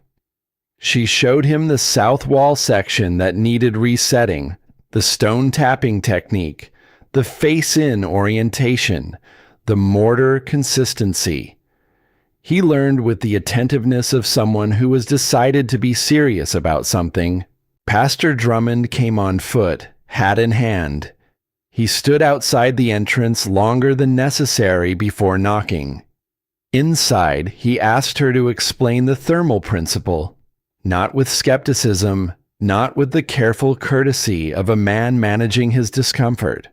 With the directness of a man who has looked at the gap between what he thought he understood and what has happened, and has decided to close it, she explained. He listened and asked questions that were precise and genuine.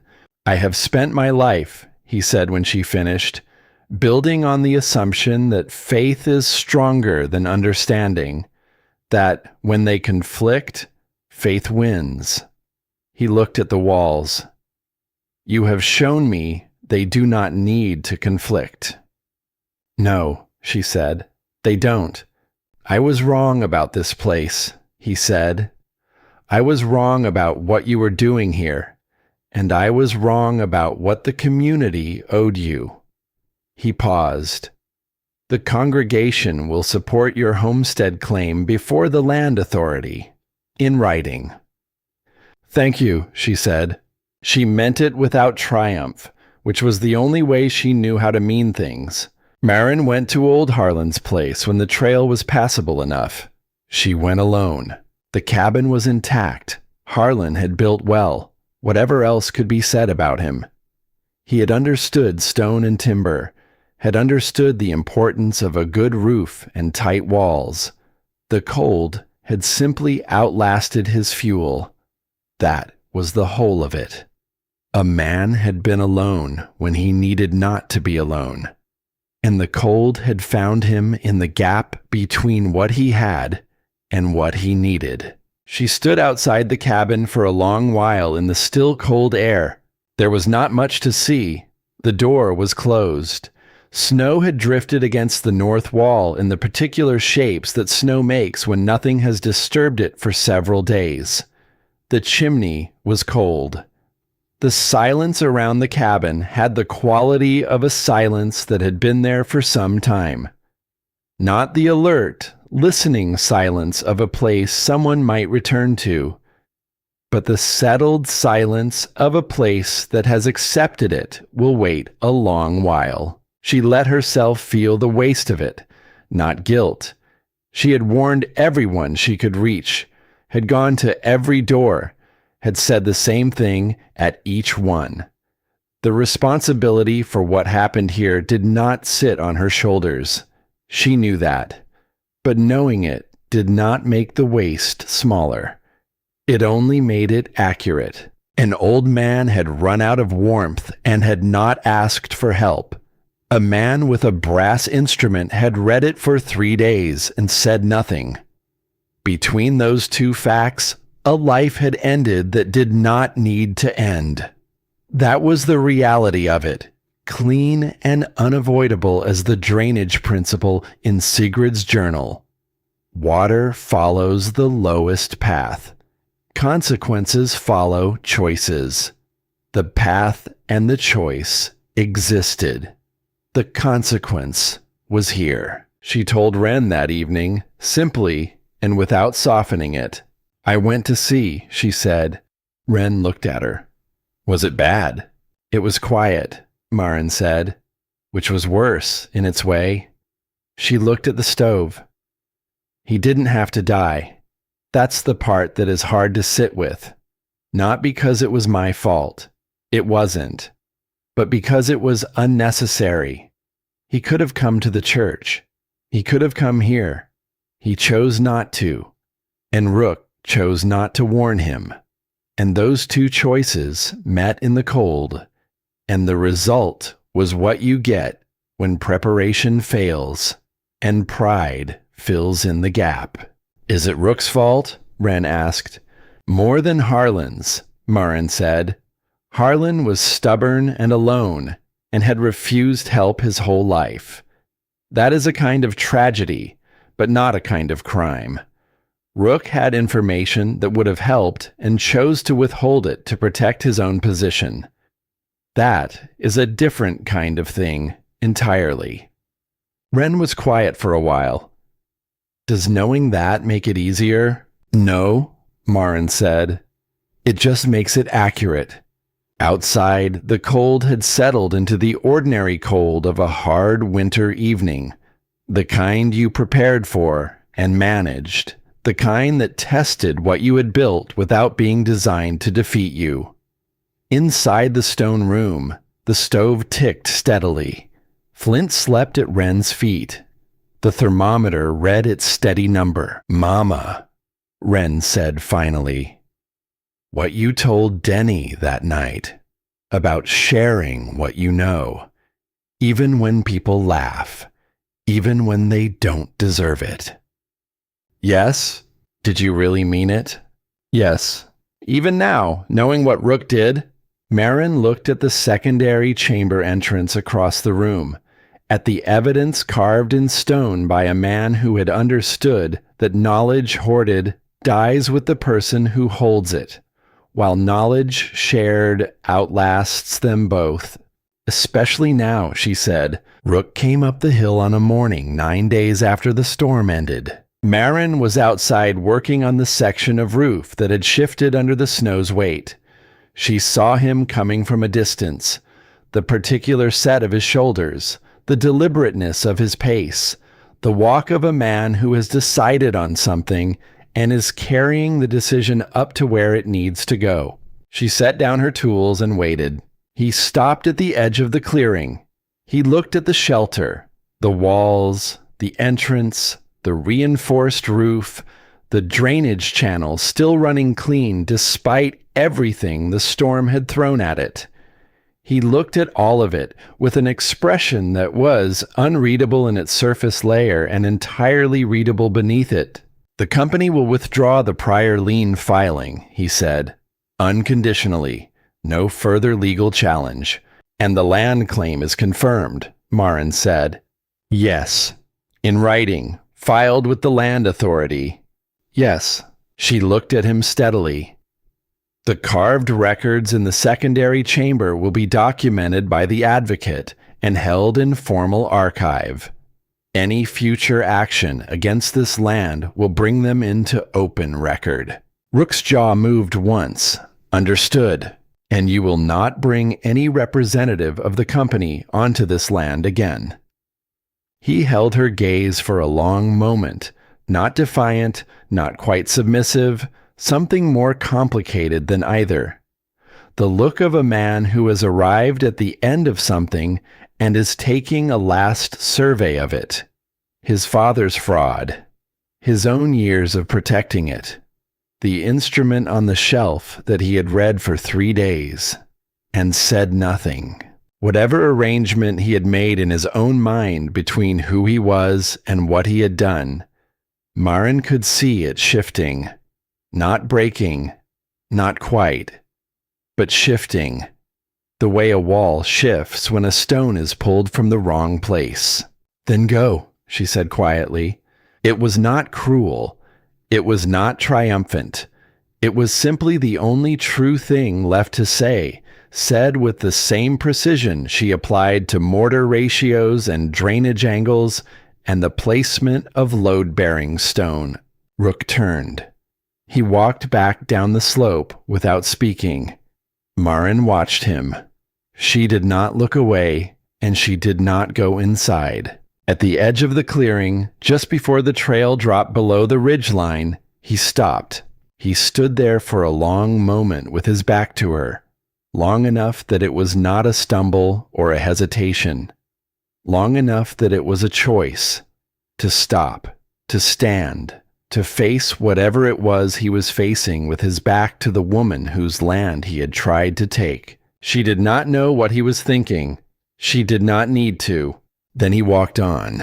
He did not look back. Marin stood on the hillside until the sound of his horse on the lower trail had faded completely into the ordinary sounds of the valley. The wind, the far-off movement of cattle, the distant chink of tools from someone's property.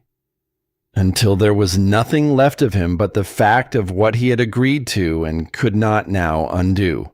Wren came to stand beside her. "Is it finished?" she asked. "The legal part," Marin said. "Is there another part?" "The part that can be finished is finished," she said. "Some parts don't finish. They just become what you carry." Wren was quiet for a moment. Then, "Papa used to say something like that." "I know," Marin said. "He was right."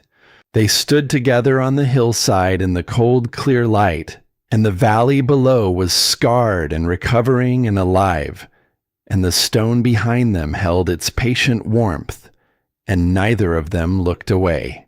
A week later, the advocate returned with formal documents.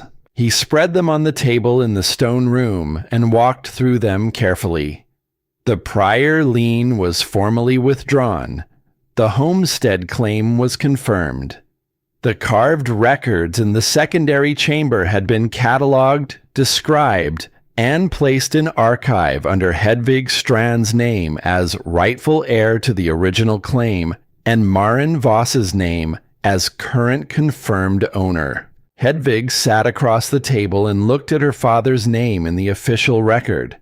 Spelled correctly, acknowledged, no longer being used against anyone. She did not cry.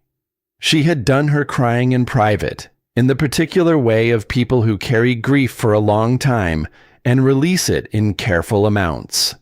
What she did instead was put her hand flat on the document over her father's name and hold it there for a moment. Then she looked at Maren. "He built this place so someone could use it," she said. "He could not have known it would work this well." "He knew what the earth could do," Maren said. "The rest was architecture." Hedvig almost smiled. "He would have liked you. I would have liked him," Maren said. "I think I already do, a little. From the journal entries, from the carved records, from the place itself. You can tell a great deal about a person from how they build." "What does this place tell you?" Maren looked at the walls, the fitted stone, the carefully angled drainage, the double-vented chimney that drew clean in every weather, the secondary chamber built with the same precision as the first, as if the builder knew there might be things worth preserving and prepared accordingly. That he was patient, she said, that he thought about who would come after him, that he built for duration, not for speed, that he was more interested in doing the thing correctly than in being seen to do it. Hedvig put her hands in her lap. "Yes," she said. That was him. She was quiet for a moment, and when she spoke again, her voice had something new in it, not lighter exactly, but less burdened. As if a door that had been held shut for a long time had finally been allowed to stand open. "He would have been glad it was you," she said, "that it was his knowledge that kept you alive, that it was his stone that held the warmth. He built something that lasted. He would have been glad to know it." The community gathering happened the way things happen in small communities when enough people need to be in the same place at the same time and the occasion presents itself. Without much planning, because where else would they go? It was held in the stone shelter, not a building that belonged to any institution, not a place with a pulpit or a counter or a desk that implied authority, just a room in the earth that had held warm when everything else had failed, and that had done it for everyone who came, without condition. Maren had not planned to read the letter. She had thought about it, had turned it over in her mind through the recovery days, feeling the weight of the right moment without being able to name it in advance. And then the moment was simply there, in the way that right moments arrive when you stop forcing them. She brought out the tin box. The room was quiet. People had seen the box before. Wren had told the Edstrom children about it, and the story had moved in the way stories move among people who have survived something together. But no one had heard the second letter. Maren unfolded it.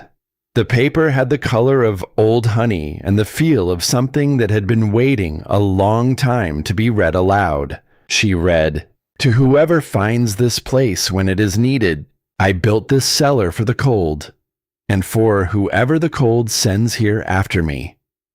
I built it with what the people before me taught, and with the belief that knowledge is the only inheritance no one can take away. The stone I fitted here will outlast me. The warmth the earth provides will outlast the stone. And the understanding of how to use that warmth, that must be passed forward, or it dies with the person who holds it. I ask only one thing in return. Teach someone else what the earth has taught you, not for credit, not for payment, because the chain must not break." He had signed it with his initial and his surname, and the name sat at the bottom of the letter like a stone set correctly into a wall, exactly where it belonged, bearing what it needed to bear. The room was silent. Hedvig, sitting against the wall her father had built with his hands in a season before she was born, had her eyes closed. Her face was the face of someone receiving something they had waited a very long time to receive.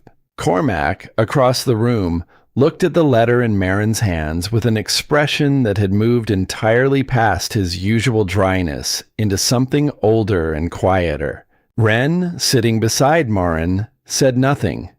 She had read the letter privately weeks ago with her mother's permission and had been carrying it since. She looked at it now with the expression she wore when something confirmed what she had already understood. Denny Briggs, in the corner where he had sat during the storm, looked at the floor. His hands were between his knees. After a long moment, he said, in a voice that had nothing left of the performance that used to live in it, "What do you do?" "To learn." Marin looked at him. "You come up the hill," she said, "and you ask to be shown." He nodded, said nothing else. Pastor Drummond, who had come without announcement and taken a place near the entrance with his hat in his hands, cleared his throat. "I would like to make an offer," he said, "on behalf of the congregation." He looked at Marin with the directness of a man who has arrived at conclusions that cost him something. "The church will support a formal teaching program. We have a hall that goes unused 3 days out of 7.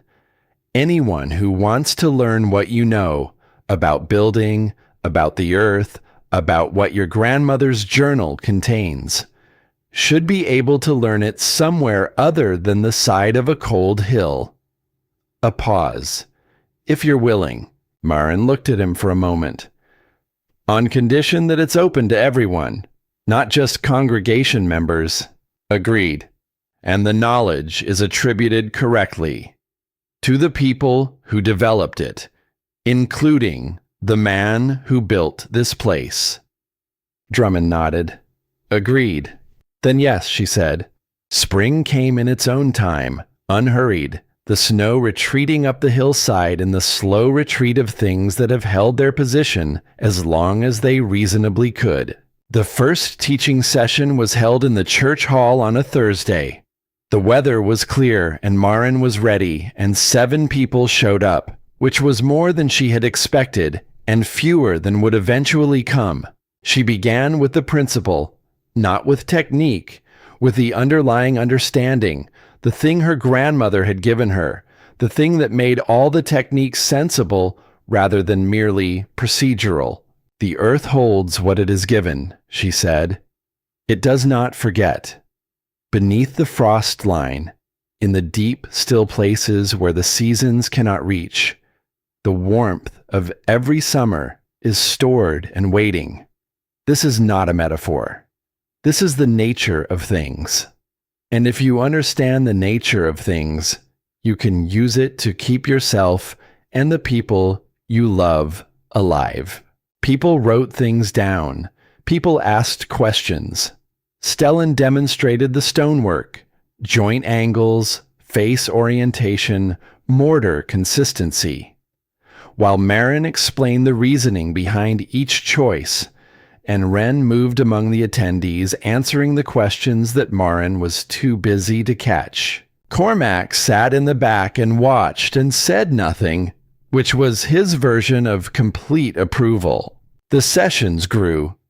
By the second winter, 12 families had attended at least once. By the third, the church hall was too small on certain Thursdays, and Marin taught on the hillside above the cellar on good days. The same slope where she had first stood with a hand axe and $7 and tried to make the numbers come out differently than they kept coming out. The numbers were different now. The stone room remained the center of things, even as a proper house rose beside it. Stellan built it the way he did everything, with patience, with precision, with an eye toward duration rather than speed. He consulted Marin on every structural choice, and she consulted him. And the house they built together had the particular quality of structures built by people who respect each other's understanding. The wedding was small, which was how both of them wanted it. It was held in the stone room on a clear morning in the second autumn, with the walls around them and the thermometer reading its steady number and the people who mattered most arranged in the small space the way they had arranged themselves during the storm, each finding the place that was theirs. Wren stood beside her mother and said, before anyone else could speak, "Papa would have approved. He always said the measure of a person was whether they did good work and didn't ask for credit." She looked at Stellan. "Your mortar joints are excellent." Stellan looked at her for a moment with complete seriousness. "Thank you," he said. "That was the whole speech," Wren said. "I'm done." Cormac laughed, a real laugh, full and unguarded, the laugh of a man who has found his way back to something he had thought was lost to him. It filled the stone room and bounced off the walls and was, in its way, as warm as anything the earth had ever provided. Hedvig, standing by the secondary chamber entrance, smiled at the sound of it. The kind of smile that comes from far back, from somewhere deep and quiet, the way warmth comes from the earth. Flint died on the last day of summer, several years after the winter of the storm. She died the way she had lived, without drama, on her own terms, in the place she had chosen. She had been slowing for months, sleeping longer, moving with more deliberateness, spending her days on the sleeping platform in the stone room that had been her home since the winter she had decided Wren was worth trusting. She died in the morning, before anyone was fully awake, with Wren's hand on her side. Wren had been sleeping beside her for the last week, the way she had during the first winter, and she was there when Flint's breathing changed and slowed and stopped.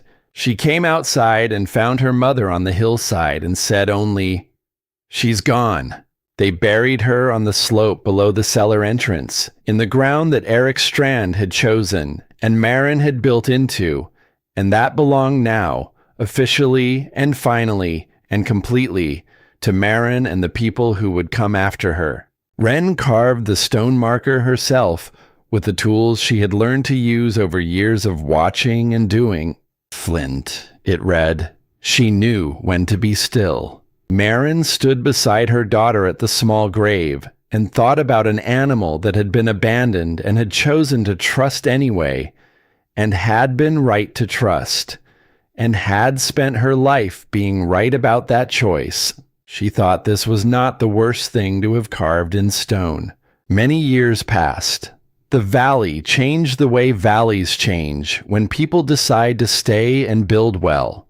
Not suddenly, not dramatically, but steadily, one structure at a time, each new thing informed by the last. More than 20 dwellings in the hills had been built or rebuilt using what Marin had taught. Some of the builders learned directly from her. Others learned from people who had learned from her. A few had found their way to the principle independently, the way people sometimes arrive at the same understanding from different directions when the understanding is true enough. The knowledge moved the way knowledge moves when the chain holds. Not perfectly, not without loss, but forward. Wren became a teacher, not only of the formal lessons she gave in the church hall, but of the older, deeper lessons she had been given. How to read the earth, how to listen to the signs that animals and weather make when they are trying to tell you something, how to build for the people who will come after you rather than only for yourself. She wrote some of it down.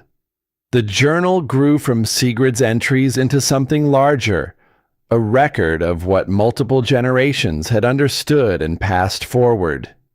Wren added her own observations with the same patient handwriting she had developed as a 9-year-old working through passages by lamplight in a stone room.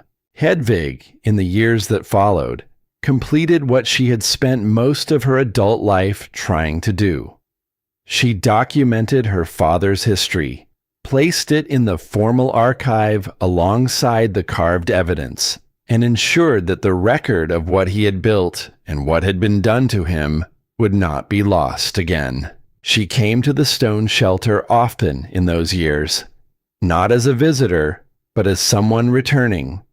Maren never needed to ask why. The stone had belonged to Eirik Strand, and something of him was still in it, and his daughter needed to be near that sometimes. Cormac Finlay lived to see the valley he had farmed alone for so many years fill with the sound of children who knew how to test a stone by tapping it. He died in the third autumn after the storm in his own bed, with people in the next room. He left his farm to a young family who had learned to build from Maren, and they farmed it well. In the long, late afternoon of a summer that felt like all the other summers, and also somehow like the last of its kind, Maren sat on the low bench outside the cellar entrance. The cellar was still there. She had kept it, not as a monument, but as a working part of things, the way a foundation is a working part of what's built above it. The house Stellan had built stood beside it, solid and warm, with a garden on the south slope, and his workshop where he still worked when the light was right. Wren's children came up the hill in the late afternoon, as they usually did at this hour. 2 of them, old enough now to come on their own, young enough still to run the last section of trail.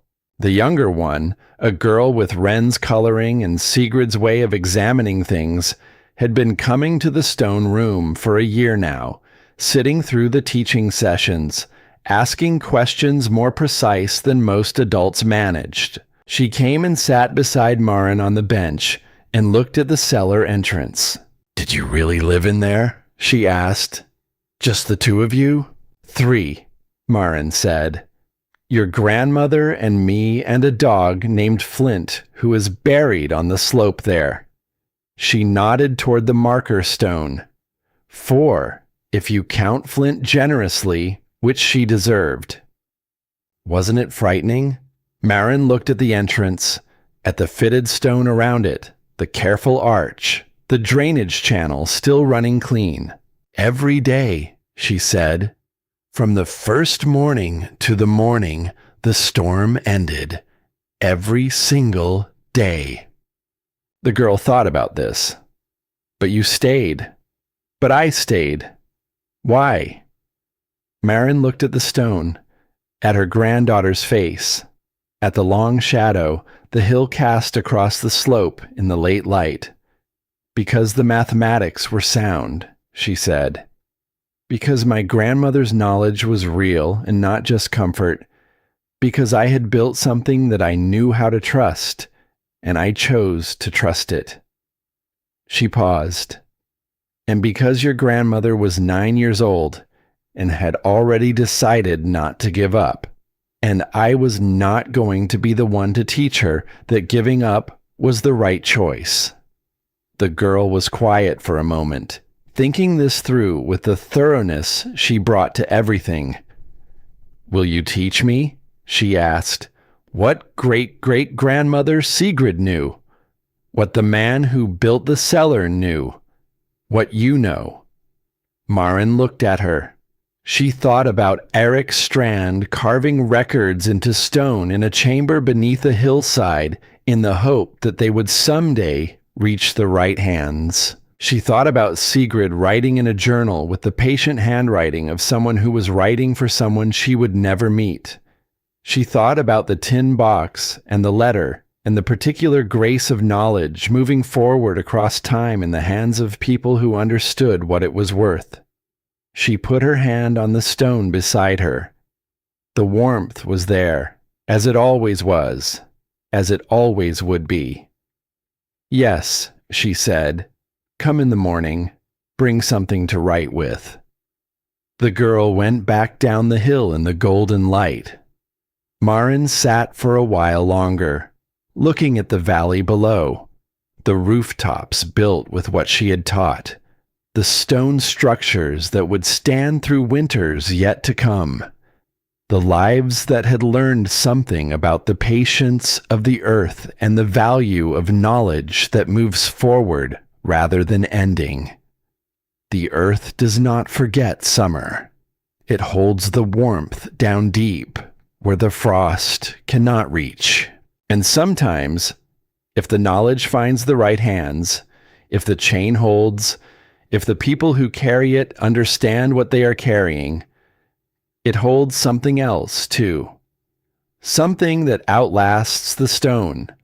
This is a work of fiction. All characters, events, and settings are entirely imaginary.